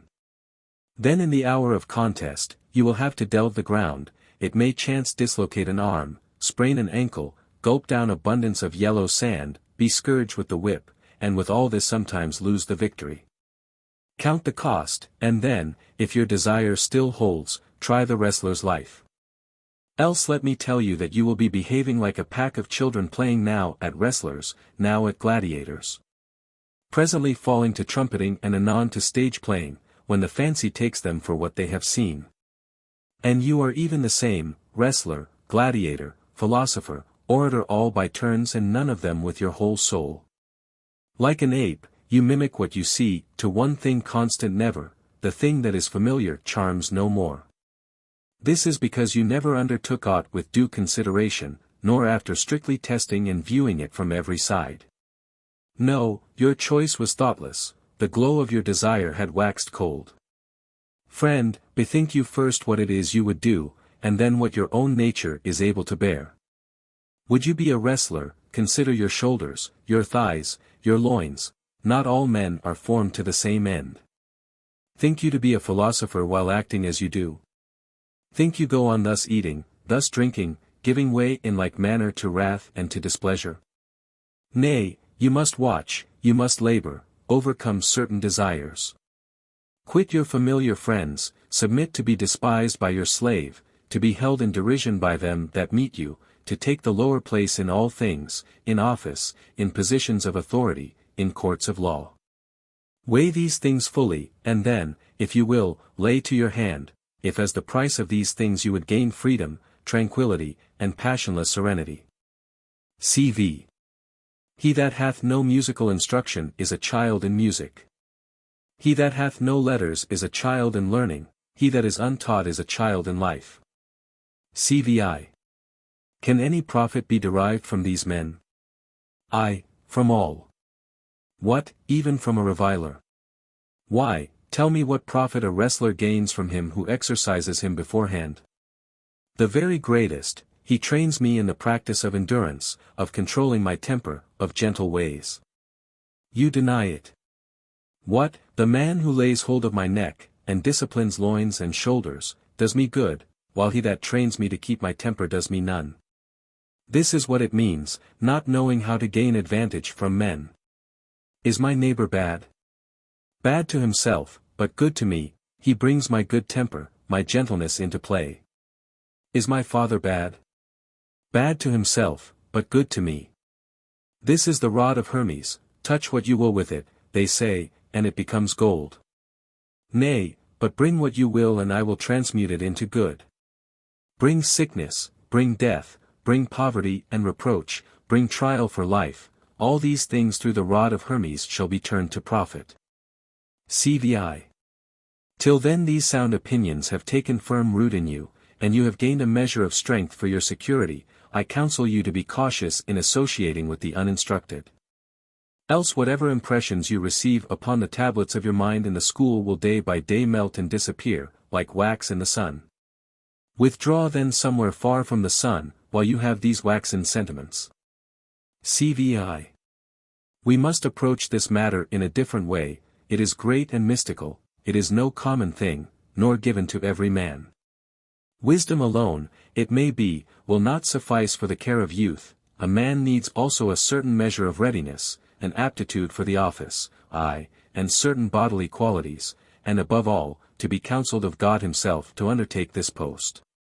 Even as he counselled Socrates to fill the post of one who confutes error, assigning to Diogenes the royal office of high reproof, and to Zeno that of positive instruction. Whereas you would fain set up for a physician provided with nothing but drugs. Where and how they should be applied you neither know nor care. Cx. If what charms you is nothing but abstract principles, sit down and turn them over quietly in your mind, but never dub yourself a philosopher, nor suffer others to call you so. Say rather, he is in error. For my desires, my impulses are unaltered. I give in my adhesion to what I did before, nor has my mode of dealing with the things of sense undergone any change. Cx. When a friend inclined to cynic views asked Epictetus, what sort of person a true cynic should be, requesting a general sketch of the system, he answered, we will consider that at leisure. At present I content myself with saying this much, if a man put his hand to so weighty a matter without God, the wrath of God abides upon him. That which he covets will but bring upon him public shame. Not even on finding himself in a well-ordered house does a man step forward and say to himself, I must be master here. Else the lord of that house takes notice of it, and, seeing him insolently giving orders, drags him forth and chastises him. So it is also in this great city, the world. Here also is there a lord of the house, who orders all thing. Thou art the sun.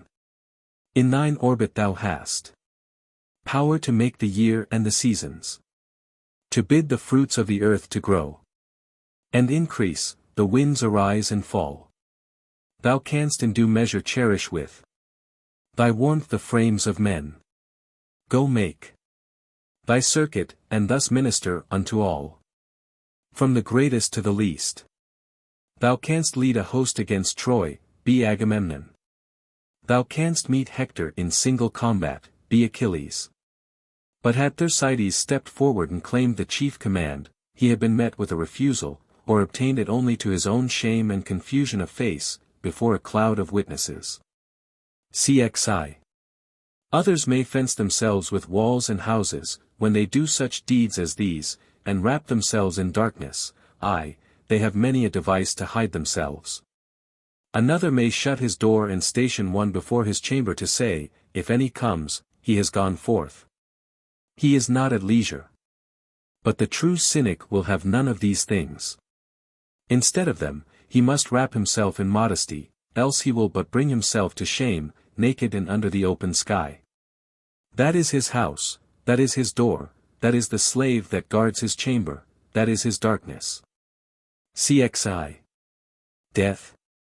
Let it come when it will, whether it smite but a part of the whole, fly, you tell me, fly. But whither shall I fly? Can any man cast me beyond the limits of the world? It may not be. And whithersoever I go, there shall I still find sun, moon, and stars, there I shall find dreams, and omens, and converse with the gods. Cxi.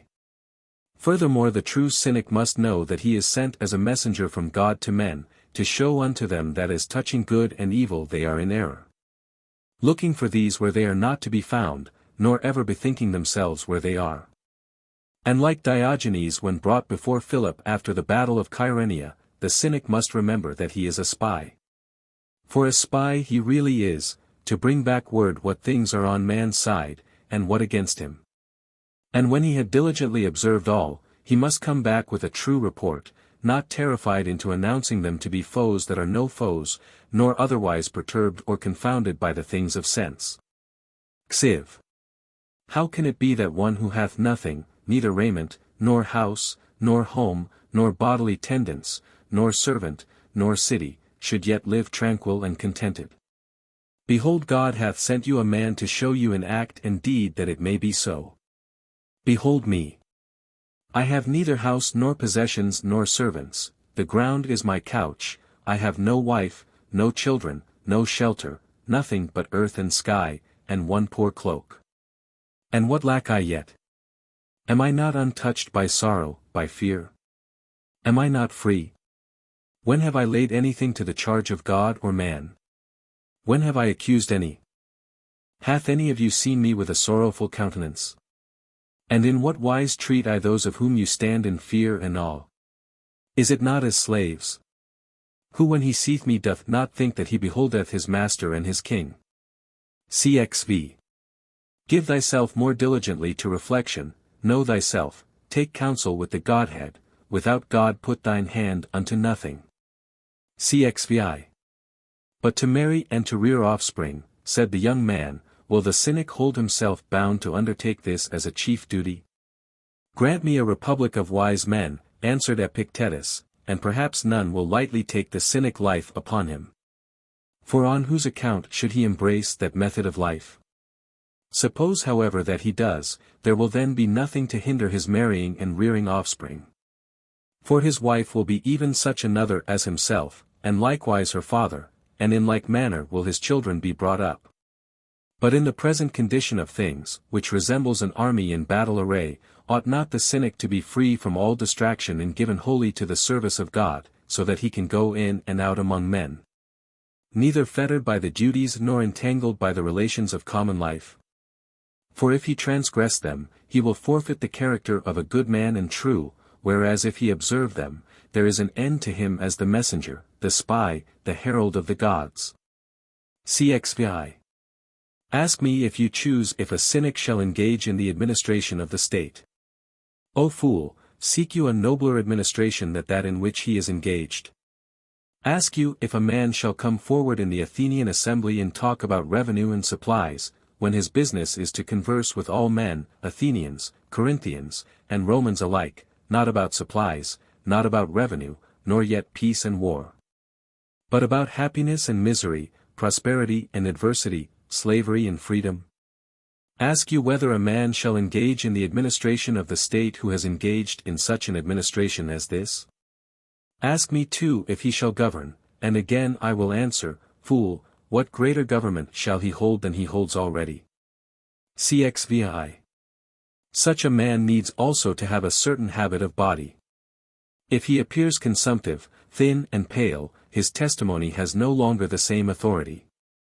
He must not only prove to the unlearned by showing them what his soul is that it is possible to be a good man apart from all that they admire, but he must also show them, by his body, that a plain and simple manner of life under the open sky does no harm to the body either.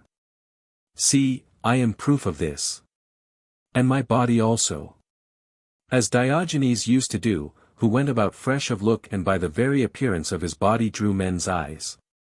But if a cynic is an object of pity, he seems a mere beggar, all turn away, all are offended at him. Nor should he be slovenly of look, so as not to scare men from him in this way either. On the contrary, his very roughness should be clean and attractive. 6. Kings and tyrants have armed guards wherewith to chastise certain persons, though they themselves be evil. But to the cynic conscience gives this power, not arms and guards. When he knows that he has watched and labored on behalf of mankind, that sleep hath found him pure, and left him purer still, that his thoughts have been the thought of a friend of the gods, of a servant, yet one that hath a part in the government of the supreme God, that the words are ever on his lips. Lead me, O God, and thou, O destiny. As well as these. If this be God's will, so let it be. Why should he not speak boldly unto his own brethren, unto his children, in a word, unto all that are akin to him? Cxx. Does a philosopher apply to people to come and hear him? Does he not rather, of his own nature, attract those that will be benefited by him, like the sun that warms, the food that sustains them? What physician applies to men to come and be healed? Though indeed I hear that the physicians at Rome do nowadays apply for patients, in my time they were applied to. I apply to you to come and hear that you are in evil case, that what deserves your attention most is the last thing to gain it. That you know not good from evil, and are in short a hapless wretch, a fine way to apply. Though unless the words of the philosopher affect you thus, speaker and speech are alike dead. Cxxi. A philosopher's school is a surgery, pain, not pleasure, you should have felt therein. For on entering none of you is whole. One has a shoulder out of joint, another an abscess, a third suffers from an issue, a fourth from pains in the head. And am I then to sit down and treat you to pretty sentiments and empty flourishes, so that you may applaud me and depart, with neither shoulder, nor head, nor issue, nor abscess a whit the better for your visit? Is it then for this that young men are to quit their homes, and leave parents, friends, kinsmen and substance to mouth out bravo to your empty phrases?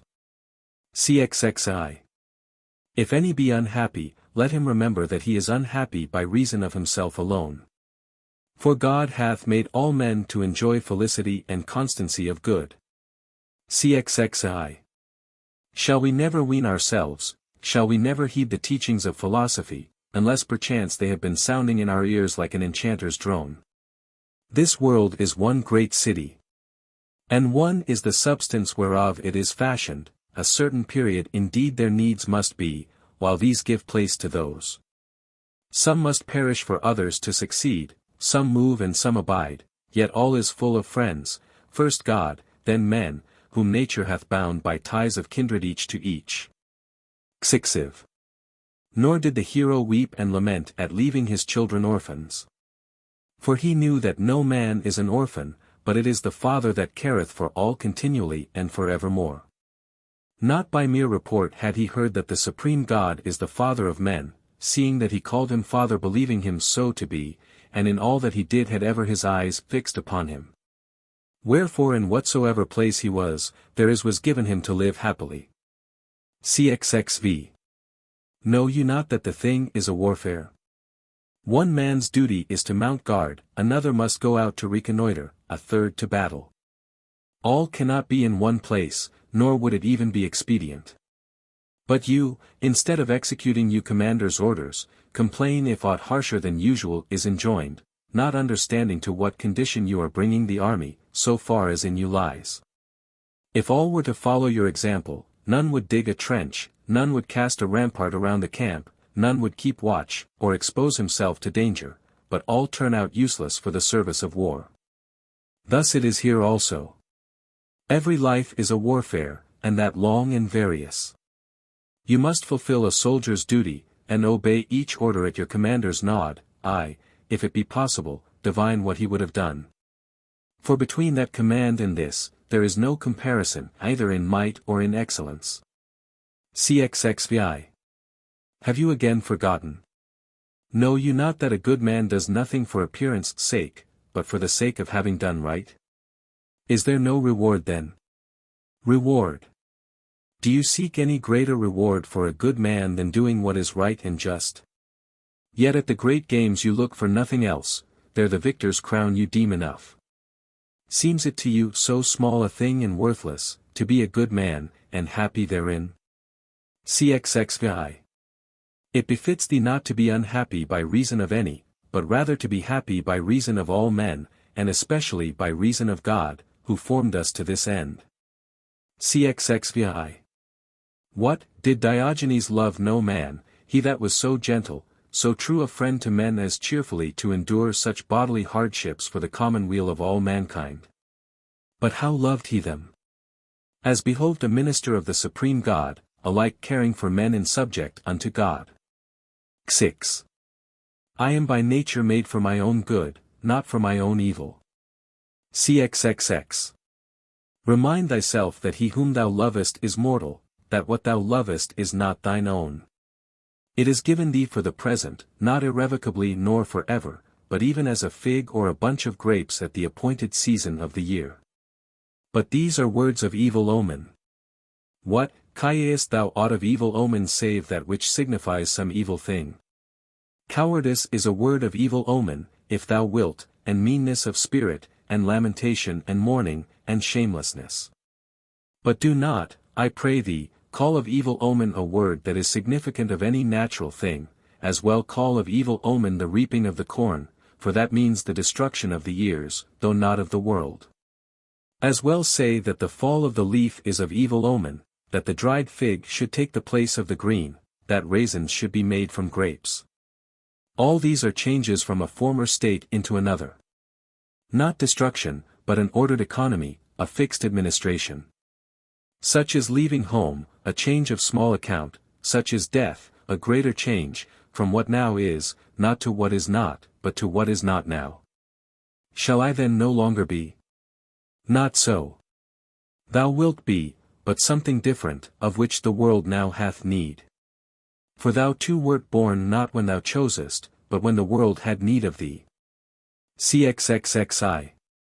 Wherefore a good man and true, bearing in mind who he is and whence he came and from whom he sprang, cares only how he may fill his post with due discipline and obedience to God. Wilt thou that I continue to live? Then will I live, as one that is free and noble, as thou wouldst have me. For thou hast made me free from hindrance in what appertaineth unto me. But hast thou no further need of me? I thank thee. Up to this hour have I stayed for thy sake and none others, and now in obedience to thee I depart. How dost thou depart? Again I say, as thou wouldst have me. As one that is free, as thy servant, as one whose ear is open unto what thou dost enjoin, what thou dost forbid. CXXXI. Whatsoever place or post thou assignest me, sooner will I die 1,000 deaths, as Socrates said, than desert it. And where wilt thou have me to be? At Rome or Athens? At Thebes or on a desert island? Only remember me there. Shouldst thou send me where man cannot live as nature would have him, I will depart, not in disobedience to thee, but as though thou wert sounding the signal for my retreat. I am not deserting thee, far be that from me. I only perceive that thou needest me no longer. CXXXI. If you are in Gyros, do not let your mind dwell upon life at Rome, and all the pleasures it offered to you when living there, and all that would attend your return. Rather be intent on this, how he that lives in Gyros may live in Gyros like a man of spirit. And if you are at Rome, do not let your mind dwell upon the life at Athens, but study only how to live at Rome. Finally, in the room of all other pleasures put this, the pleasure which springs from conscious obedience to God. Xixiv. To a good man there is no evil either in life or death. And if God supply not food, has he not, as a wise commander, sounded the signal for retreat and nothing more? I obey, I follow, speaking good of my commander, and praising his acts. For at his good pleasure I came, and I depart when it pleases him. And while I was yet alive that was my work, to sing praises unto God. CXXXV. Reflect that the chief source of all evils to man, and of baseness and cowardice, is not death, but the fear of death. Against this fear then, I pray you, harden yourself, to this let all your reasonings, your exercises, your reading tend. Then shall you know that thus alone are men set free. CXXXVI. He is free who lives as he wishes to live. To whom none can do violence, none hinder or compel, whose impulses are unimpeded, whose desires are attain their purpose, who falls not into what he would avoid. Who then would live in error? None. Who would live deceived and prone to fall, unjust, intemperate, in abject whining at his lot? None. Then doth no wicked man live as he would, and therefore neither is he free. CXXXVI. Thus do the more cautious of travelers act. The road is said to be beset by robbers. The traveler will not venture alone, but awaits the companionship on the road of an ambassador, a quaestor, or a proconsul. To him he attaches himself and thus passes by in safety. So doth the wise man in the world. Many are the companies of robbers and tyrants, many the storms, the straits, the losses of all a man holds dearest. Whither shall he fall for refuge? How shall he pass by unassailed? What companion on the road shall he await for protection? Such and such a wealthy man, of consular rank? And how shall I be profited, if he is stripped and falls to lamentation and weeping? And how if my fellow traveler himself turns upon me and robs me? What am I to do? I will become a friend of Caesar's. In his train none will do me wrong. In the first place, oh the indignities I must endure to win distinction. Oh the multitude of hands there will be to rob me. And if I succeed, Caesar too is but a mortal. While should it come to pass that I offend him, whither shall I flee from his presence? To the wilderness? And may not fever await me there? What then is to be done? Cannot a fellow traveler be found that is honest and loyal, strong and secure against surprise? Thus doth the wise man reason, considering that if he would pass through in safety, he must attach himself unto God. CXXXVI. How understandest thou attach himself to God? That what God wills, he should will also, that what God wills not, neither should he will. How then may this come to pass? By considering the movements of God, and his administration. 66. And dost thou that hast received all from another's hands, repine and blame the giver, if he takes anything from thee? Why, who art thou, and to what end comest thou here?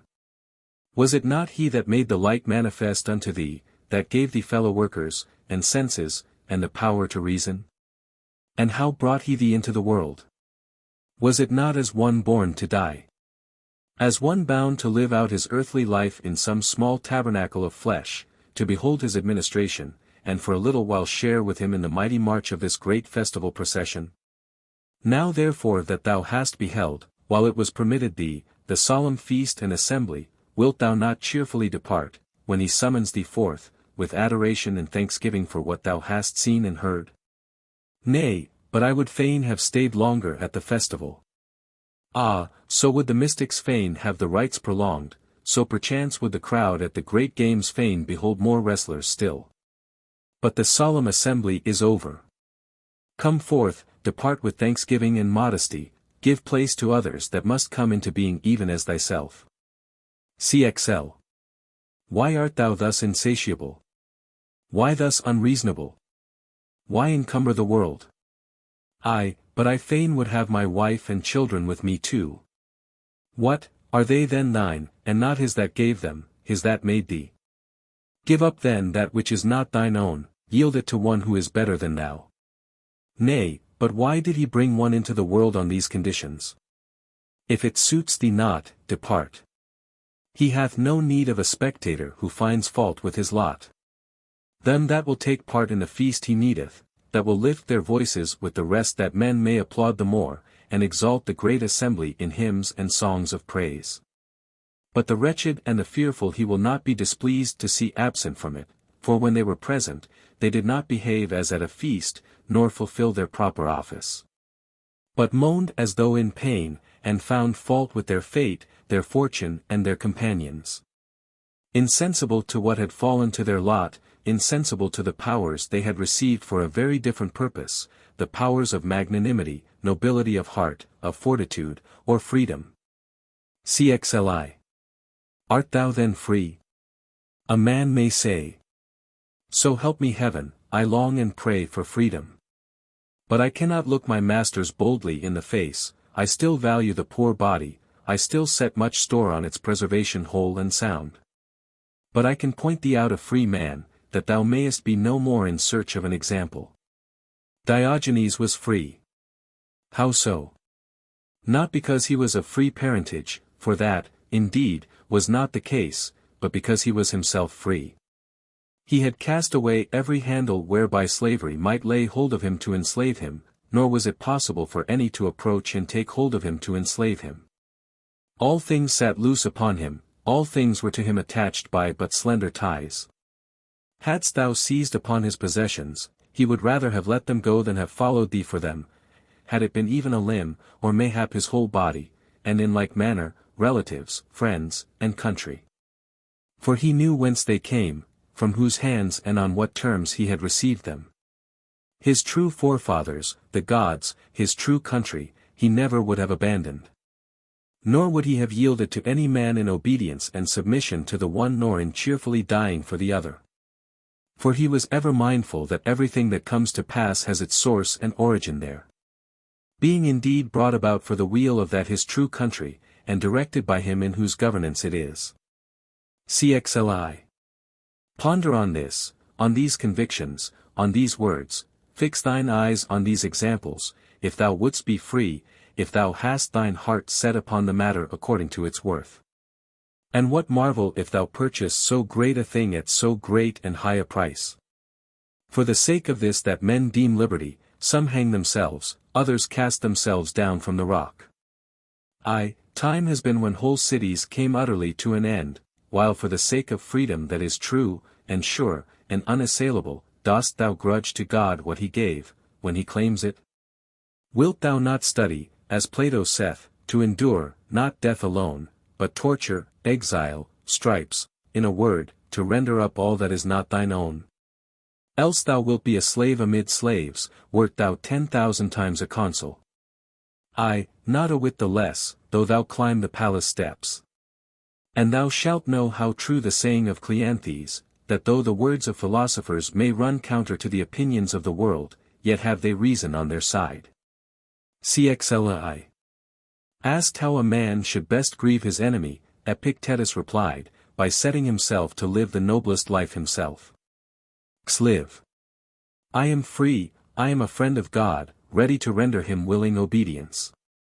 Of all else I may set store by nothing, neither by mine own body, nor possessions, nor office, nor good report, nor, in a word, aught else beside. For it is not his will, that I should so set store by these things. Had it been his pleasure, he would have placed my good therein. But now he hath not done so, therefore I cannot transgress one jot of his commands. In everything hold fast to that which is thy good, but to all else, as far as is given thee, within the measure of reason only, contented with this alone. Else thou wilt meet with failure, ill success, let and hindrance. These are the laws ordained of God, these are his edicts, these a man should expound and interpret, to these submit himself, not to the laws of Mesurius and Cassius. Cxlv. Remember that not the love of power and wealth sets us under the heel of others, but even the love of tranquility, of leisure, of change of scene, of learning in general. It matters not what the outward thing may be, to set store by it is to place thyself in subjection to another. Where is the difference then between desiring to be a senator, and desiring not to be one, between thirsting for office and thirsting to be quit of it? Where is the difference between crying, woe is me, I know not what to do, bound hand and foot as I am to my books so that I cannot stir, and crying, woe is me, I have not time to read? As though a book were not as much an outward thing and independent of the will, as office and power and the receptions of the great. Or what reason hast thou, tell me, for desiring to read? For if thou aim at nothing beyond the mere delight of it, or gaining some scrap of knowledge, thou art but a poor, spiritless knave. But if thou desirest to study to its proper end, what else is this than a life that flows on tranquil and serene? And if thy reading secures thee not serenity, what profits it? Nay, but it doth secure it, quoth he, and that is why I repine at being deprived of it. And what serenity is this that lies at the mercy of every passer-by? I say not at the mercy of the emperor or emperor's favorite, but such as trembles at a raven's croak and piper's din, a fever's touch or 1,000 things of like sort. Whereas the life serene has no more certain mark than this, that it ever moves with constant unimpeded flow. Cxlvi. If thou hast put malice and evil speaking from thee, altogether, or in some degree, if thou hast put away from thee rashness, foulness of tongue, intemperance, sluggishness, if thou art not moved by what once moved thee, or in like manner as thou once wert moved, then thou mayest celebrate a daily festival, today because thou hast done well in this manner, tomorrow in that. How much greater cause is here for offering sacrifice, than if a man should become consul or prefect? Cxlvi. These things hast thou from thyself and from the gods, only remember who it is that giveth them, to whom and for what purpose they were given. Feeding thy soul on thoughts like these, dost thou debate in what place happiness awaits thee? In what place thou shalt do God's pleasure? Are not the gods nigh unto all places alike? See they not alike what everywhere comes to pass? Cxlvi. To each man God hath granted this inward freedom. These are the principles that in a house create love, in a city concord, among nations peace, teaching a man gratitude towards God and cheerful confidence, wherever he may be. In dealing with outward things that he knows are neither his nor worth striving after. Xlix. If you seek truth, you will not seek to gain a victory by every possible means, and when you have found truth, you need not fear being defeated. Cl. What foolish talk is this? How can I any longer lay claim to right principles, if I am not content with being what I am, but am all aflutter about what I am supposed to be? Cli. God hath made all things in the world, nay, the world itself, free from hindrance and perfect, and its parts for the use of the whole. No other creature is capable of comprehending his administration thereof. But the reasonable being man possesses faculties for the consideration of all these things, not only that he is himself a part, but what part he is, and how it is meet that the parts should give place to the whole. Nor is this all. Being naturally constituted noble, magnanimous, and free, he sees that the things which surround him are of two kinds. Some are free from hindrance and in the power of the will. Other are subject to hindrance, and depend on the will of other men.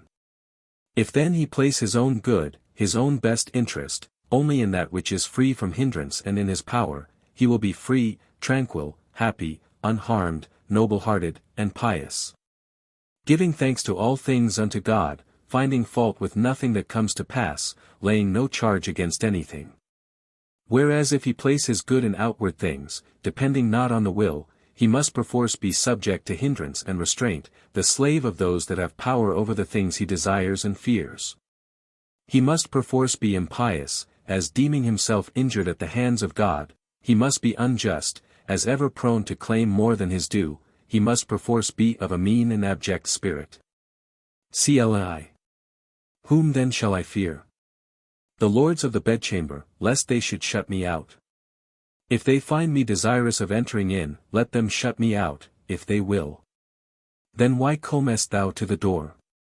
Because I think it meet and right, so long as the play lasts, to take part therein. In what sense art thou then shut out? Because, unless I am admitted, it is not my will to enter; on the contrary, my will is simply that which comes to pass. For I esteem what God wills better than what I will. To him will I cleave as his minister and attendant, having the same movements, the same desires, in a word the same will as he. There is no such thing as being shut out for me, but only for them that would force their way in. CLI. But what says Socrates? One man finds pleasure in improving his land, another his horses. My pleasure lies in seeing that I myself grow better day by day. Clive. The dress is suited to the craft; the craftsman takes his name from the craft, not from the dress. For this reason Euphrates was right in saying, I long endeavored to conceal my following the philosophic life, and this profited me much. In the first place, I knew that what I did aright, I did not for the sake of lookers on, but for my own. I ate aright, unto myself; I kept the even tenor of my walk, my glance composed and serene, all unto myself and unto God. Then as I fought alone, I was alone in peril. If I did anything amiss or shameful, the cause of philosophy was not in me endangered, nor did I wrong the multitude by transgressing as a professed philosopher. Wherefore those that knew not my purpose marveled how it came about, that whilst all my life and conversation was passed with philosophers without exception, I was yet none myself. And what harm that the philosopher should be known by his acts, instead of mere outward signs and symbols? CLV. First study to conceal what thou art, seek wisdom a little while unto thyself. Thus grows the fruit. First, the seed must be buried in the earth for a little space, there it must be hid and slowly grow, that it may reach maturity. But if it produce the ear before the jointed stalk, it is imperfect, a thing from the garden of Adonis. Such a sorry growth art thou hast blossomed too soon, the winter cold will wither thee away. CLVI. First of all, condemn the life thou art now leading, but when thou hast condemned it, do not despair of thyself, be not like them of mean spirit, who once they have yielded. Abandon themselves entirely and as it were allow the torrent to sweep them away. No, learn what the wrestling masters do. Has the boy fallen? Rise, they say, wrestle again, till thy strength come to thee. Even thus should it be with thee. For know that there is nothing more tractable than the human soul.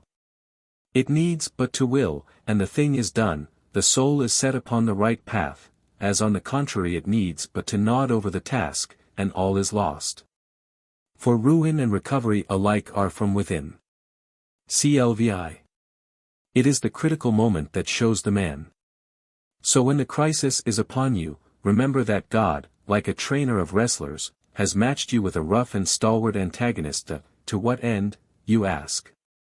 That you may prove the victor at the great games. Yet without toil and sweat this may not be. CLVI. If thou wouldst make progress, be content to seem foolish and void of understanding with respect to outward things. Care not to be thought to know anything. If any should make account of thee, distrust thyself. Clicks.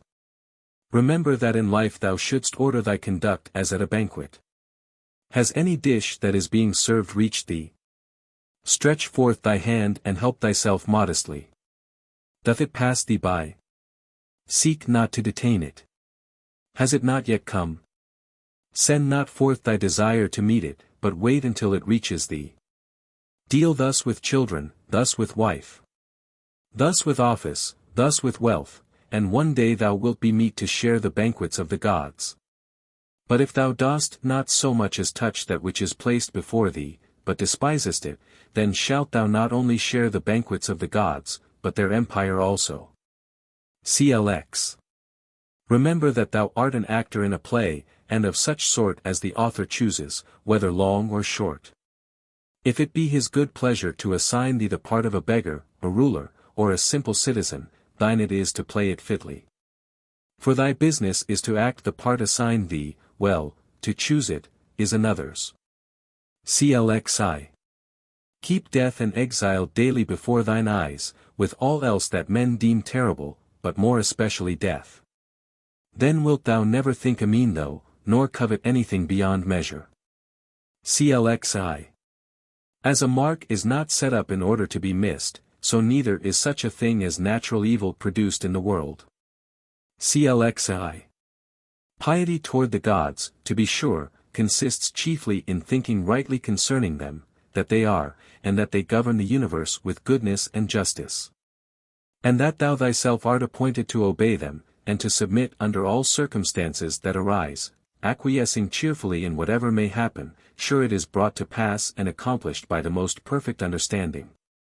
Thus thou wilt never find fault with the gods, nor charge them with neglecting thee. Cooksiv. Lose no time in setting before you a certain stamp of character and behavior both when by yourself and in company with others. Let silence be your general rule, or say only what is necessary and in few words. We shall, however, when occasion demands, enter into discourse sparingly. Avoiding common topics as gladiators, horse races, athletes. And the perpetual talk about food and drink. Above all avoid speaking of persons, either in way of praise or blame, or comparison. If you can, win over the conversation of your company to what it should be by your own. But if you find yourself cut off without escape among strangers and aliens, be silent. CLXV. Laughter should not be much, nor frequent, nor unrestrained. CLXVI. Refuse altogether to take an oath if you can, if not, as far as may be. CLXVI. Banquets of the unlearned and of them that are without, avoid. But if you have occasion to take part in them, let not your attention be relaxed for a moment, lest you slip after all into evil ways. For you may rest assured that be a man ever so pure himself, he cannot escape defilement if his associates are impure. CLXVI. Take what relates to the body as far as the bare use warrants, as meat, drink, raiment, house and servants. But all that makes for show and luxury reject. Clex. If you are told that such an one speaks ill of you, make no defense against what was said, but answer, he surely knew not my other faults, else he would not have mentioned these only. CLXX.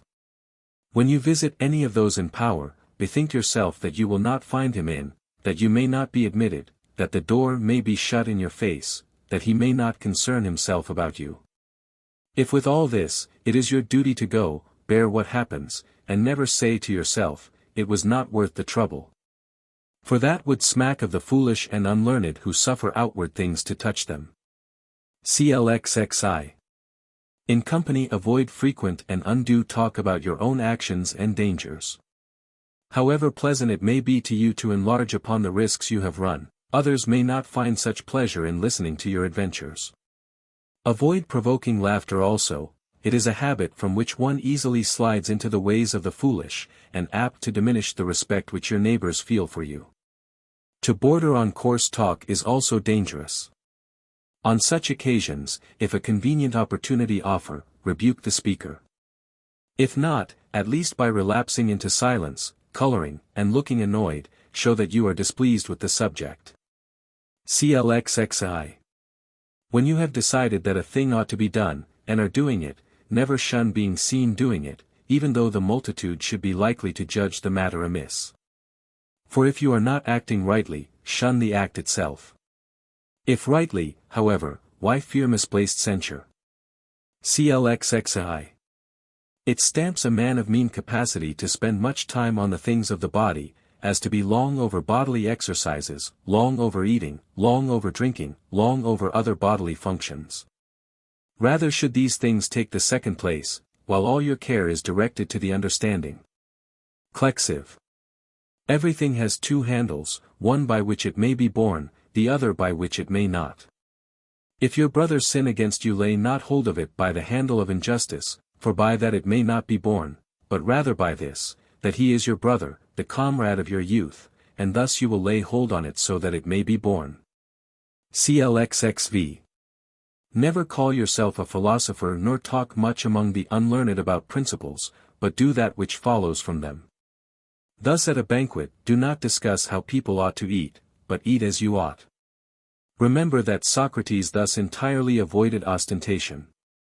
Men would come to him desiring to be recommended to philosophers, and he would conduct them thither himself, so well did he bear being overlooked.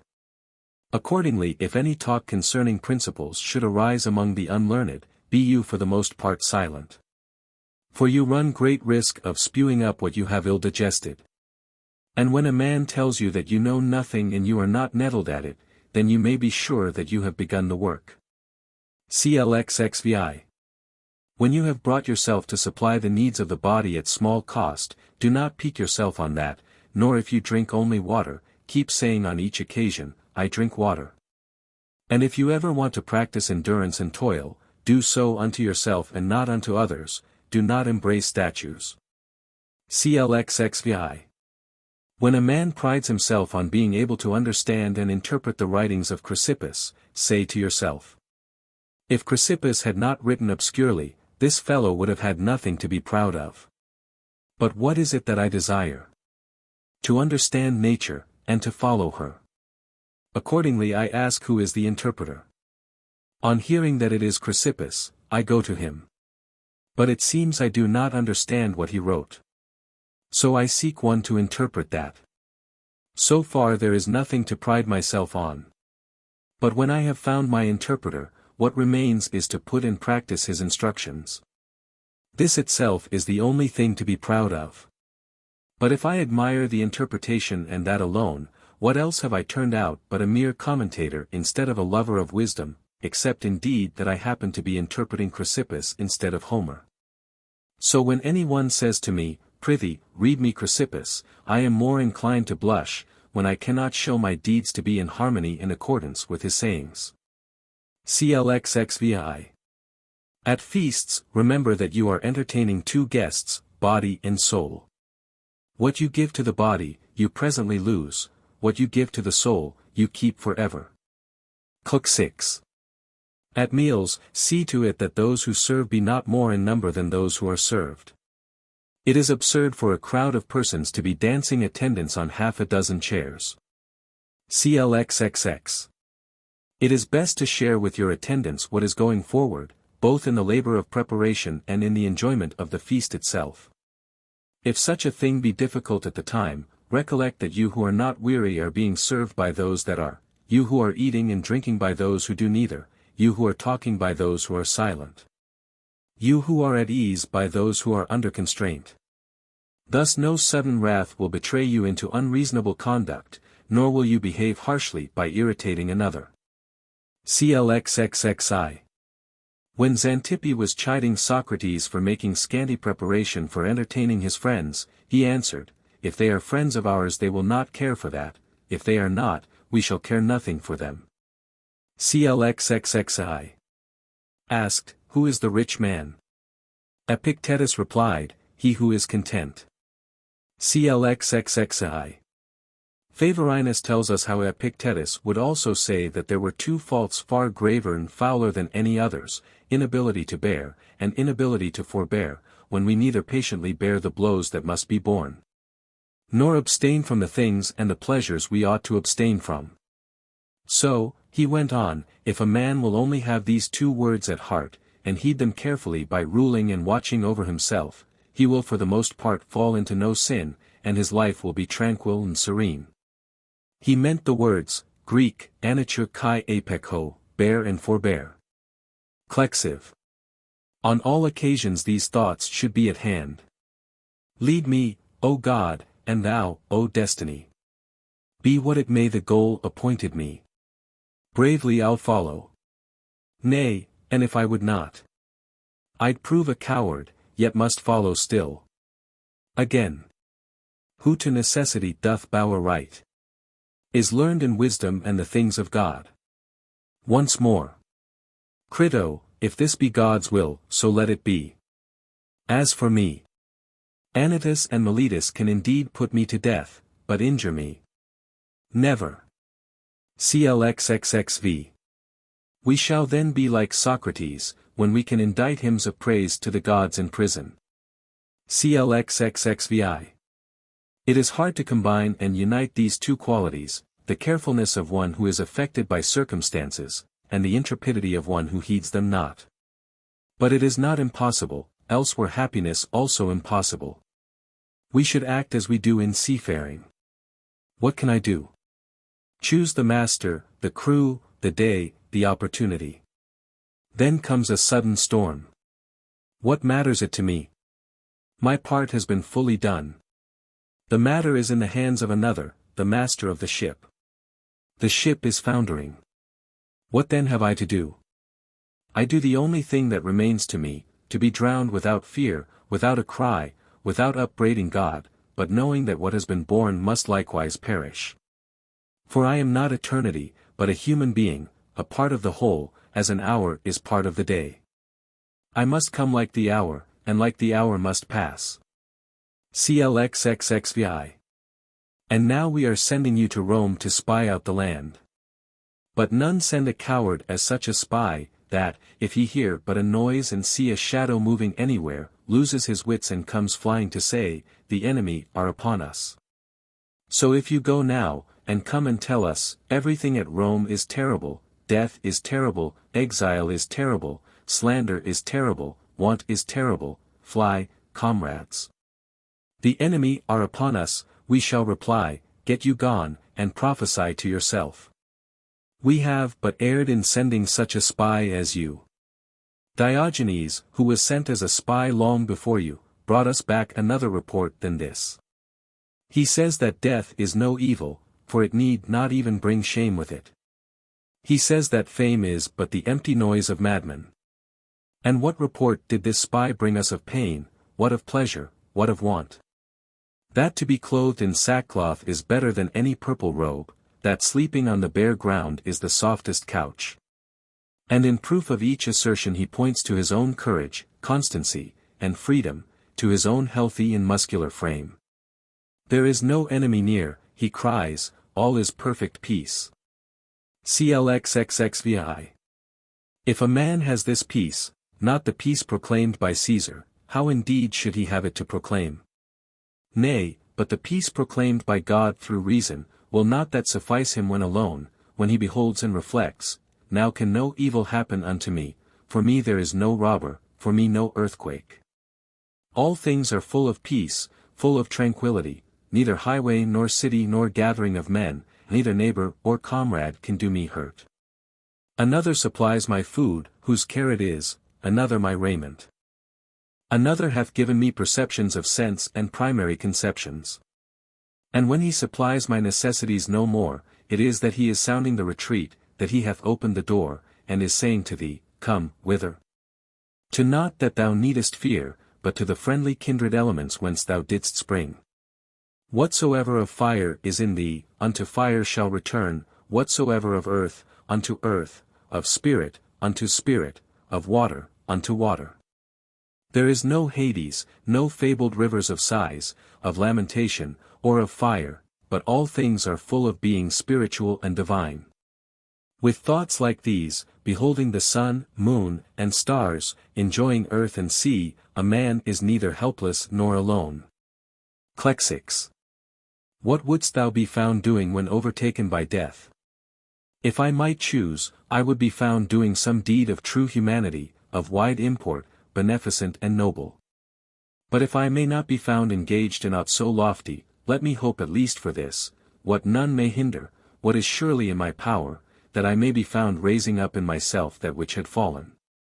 Learning to deal more wisely with the things of sense, working out my own tranquility, and thus rendering that which is its due to every relation of life. If death surprise me thus employed, it is enough if I can stretch forth my hands to God and say, the faculties which I received at thy hands for apprehending this thine administration, I have not neglected. As far as in me lay, I have done thee no dishonor.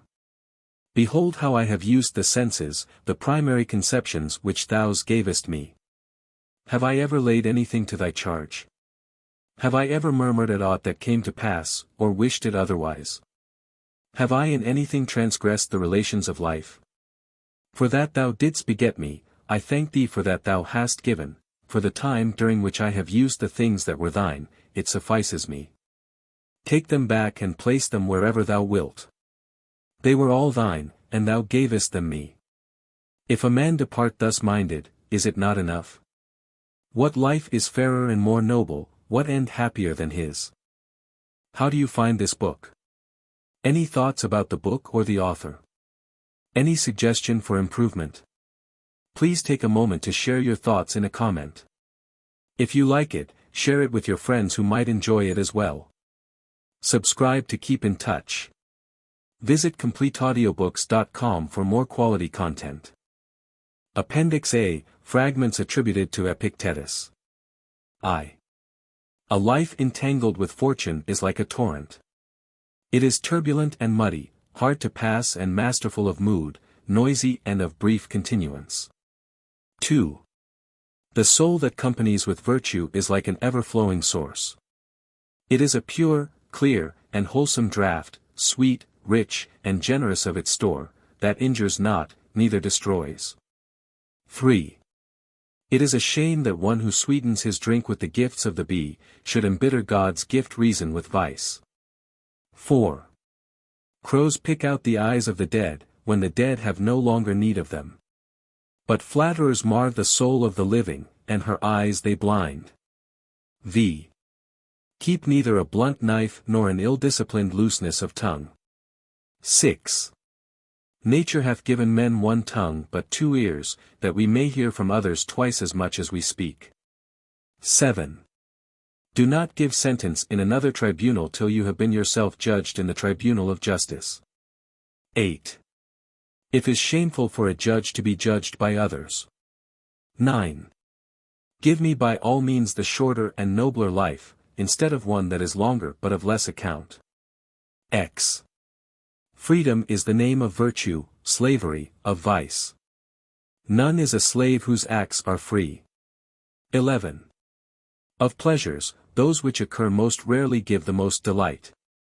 12. Exceed due measure, and the most delightful things become the least delightful. 13. The anger of an ape, the threat of a flatterer, these deserve equal regard. 14. Chastise thy passions that they avenge not themselves upon thee. 15. No man is free who is not master of himself. 16. A ship should not ride on a single anchor, nor life on a single hope. 17. Fortify thyself with contentment, that is an impregnable stronghold. 18. No man who is a lover of money, of pleasure, of glory, is likewise a lover of men. But only he that is a lover of whatsoever things are fair and good. 19. Think of God more often than thou breathest. XX. Choose the life that is noblest, for custom can make it sweet to thee. XXI. Let thy speech of God be renewed day by day, rather than thy meat and drink. XXI. Even as the sun doth not wait for prayers and incantations to rise, but shines forth and is welcomed by all, so thou also wait not for clapping of hands and shouts and praise to do thy duty. Nay, do good of thine own accord, and thou wilt be loved like the sun. Xi. Let no man think that he is loved by any who loveth none. Ziv. If thou rememberest that God standeth by to behold and visit all that thou doest, whether in the body or in the soul, thou surely wilt not err in any prayer or deed, and thou shalt have God to dwell with thee. Note. Schweighuser's great edition collects 181 fragments attributed to Epictetus, of which but a few are certainly genuine. Some, as 21, 24, above, bear the stamp of Pythagorean origin. Others, though changed in form, may well be based upon Epictetean sayings. Most have been preserved in the anthology of John of Stobaeus, a Byzantine collector, of whom scarcely anything is known but that he probably wrote towards the end of the 5th century, and made his vast body of extracts from more than 500 authors for his son's use.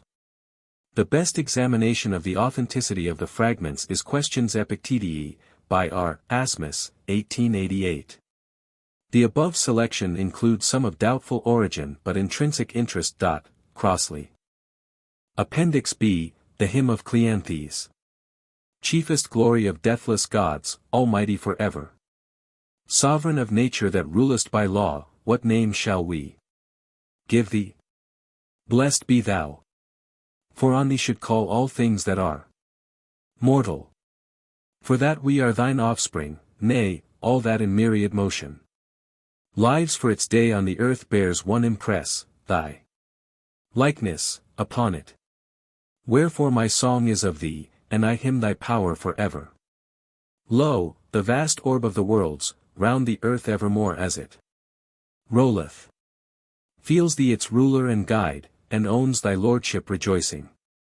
I, for thy conquering hands have a servant of living fire. Sharp is the bolt, where it falls, nature shrinks at the shock, and doth shudder. Thus thou directest the word universal that pulses through all things, mingling its life with lights that are great and lights that are lesser. E'en as beseemeth its birth, High King through ages unending. Naught is done that is done without thee in the earth or the waters, or in the heights of heaven, save the deed of the fool and the sinner. Thou canst make rough things smooth. At thy voice, lo, jarring disorder moveth to music, and love is born where hatred abounded. Thus hast thou fitted alike things good and things evil together, that over all might reign one reason, supreme and eternal. Though thereunto the hearts of the wicked be hardened and heedless, woe unto them. For while ever their hands are grasping at good things, blind are their eyes, yea, stopped are their ears to God's law universal, calling through wise disobedience to live the life that is noble. This they mark not, but heedless of right, turn each to his own way. Here, a heart fired with ambition, in strife and straining, unhallowed. There, thrusting honor aside, fast set upon getting and gaining. Others again given over to lusts and dissolute softness, working never God's law, but that which weareth upon it. Nay, but, O giver of all things good, whose home is the dark cloud, thou that wields heaven's bolt, save men from their ignorance grievous. Scatter its night from their souls, and grant them to come to that wisdom, wherewithal, sistered with justice, thou rulest and governest all things, that we, honored by thee, may requite thee with worship and honor, evermore praising thy works, as is meet for men that shall perish, seeing that none, be he mortal or God, hath privilege nobler than without stint, without stay, to extol thy law universal.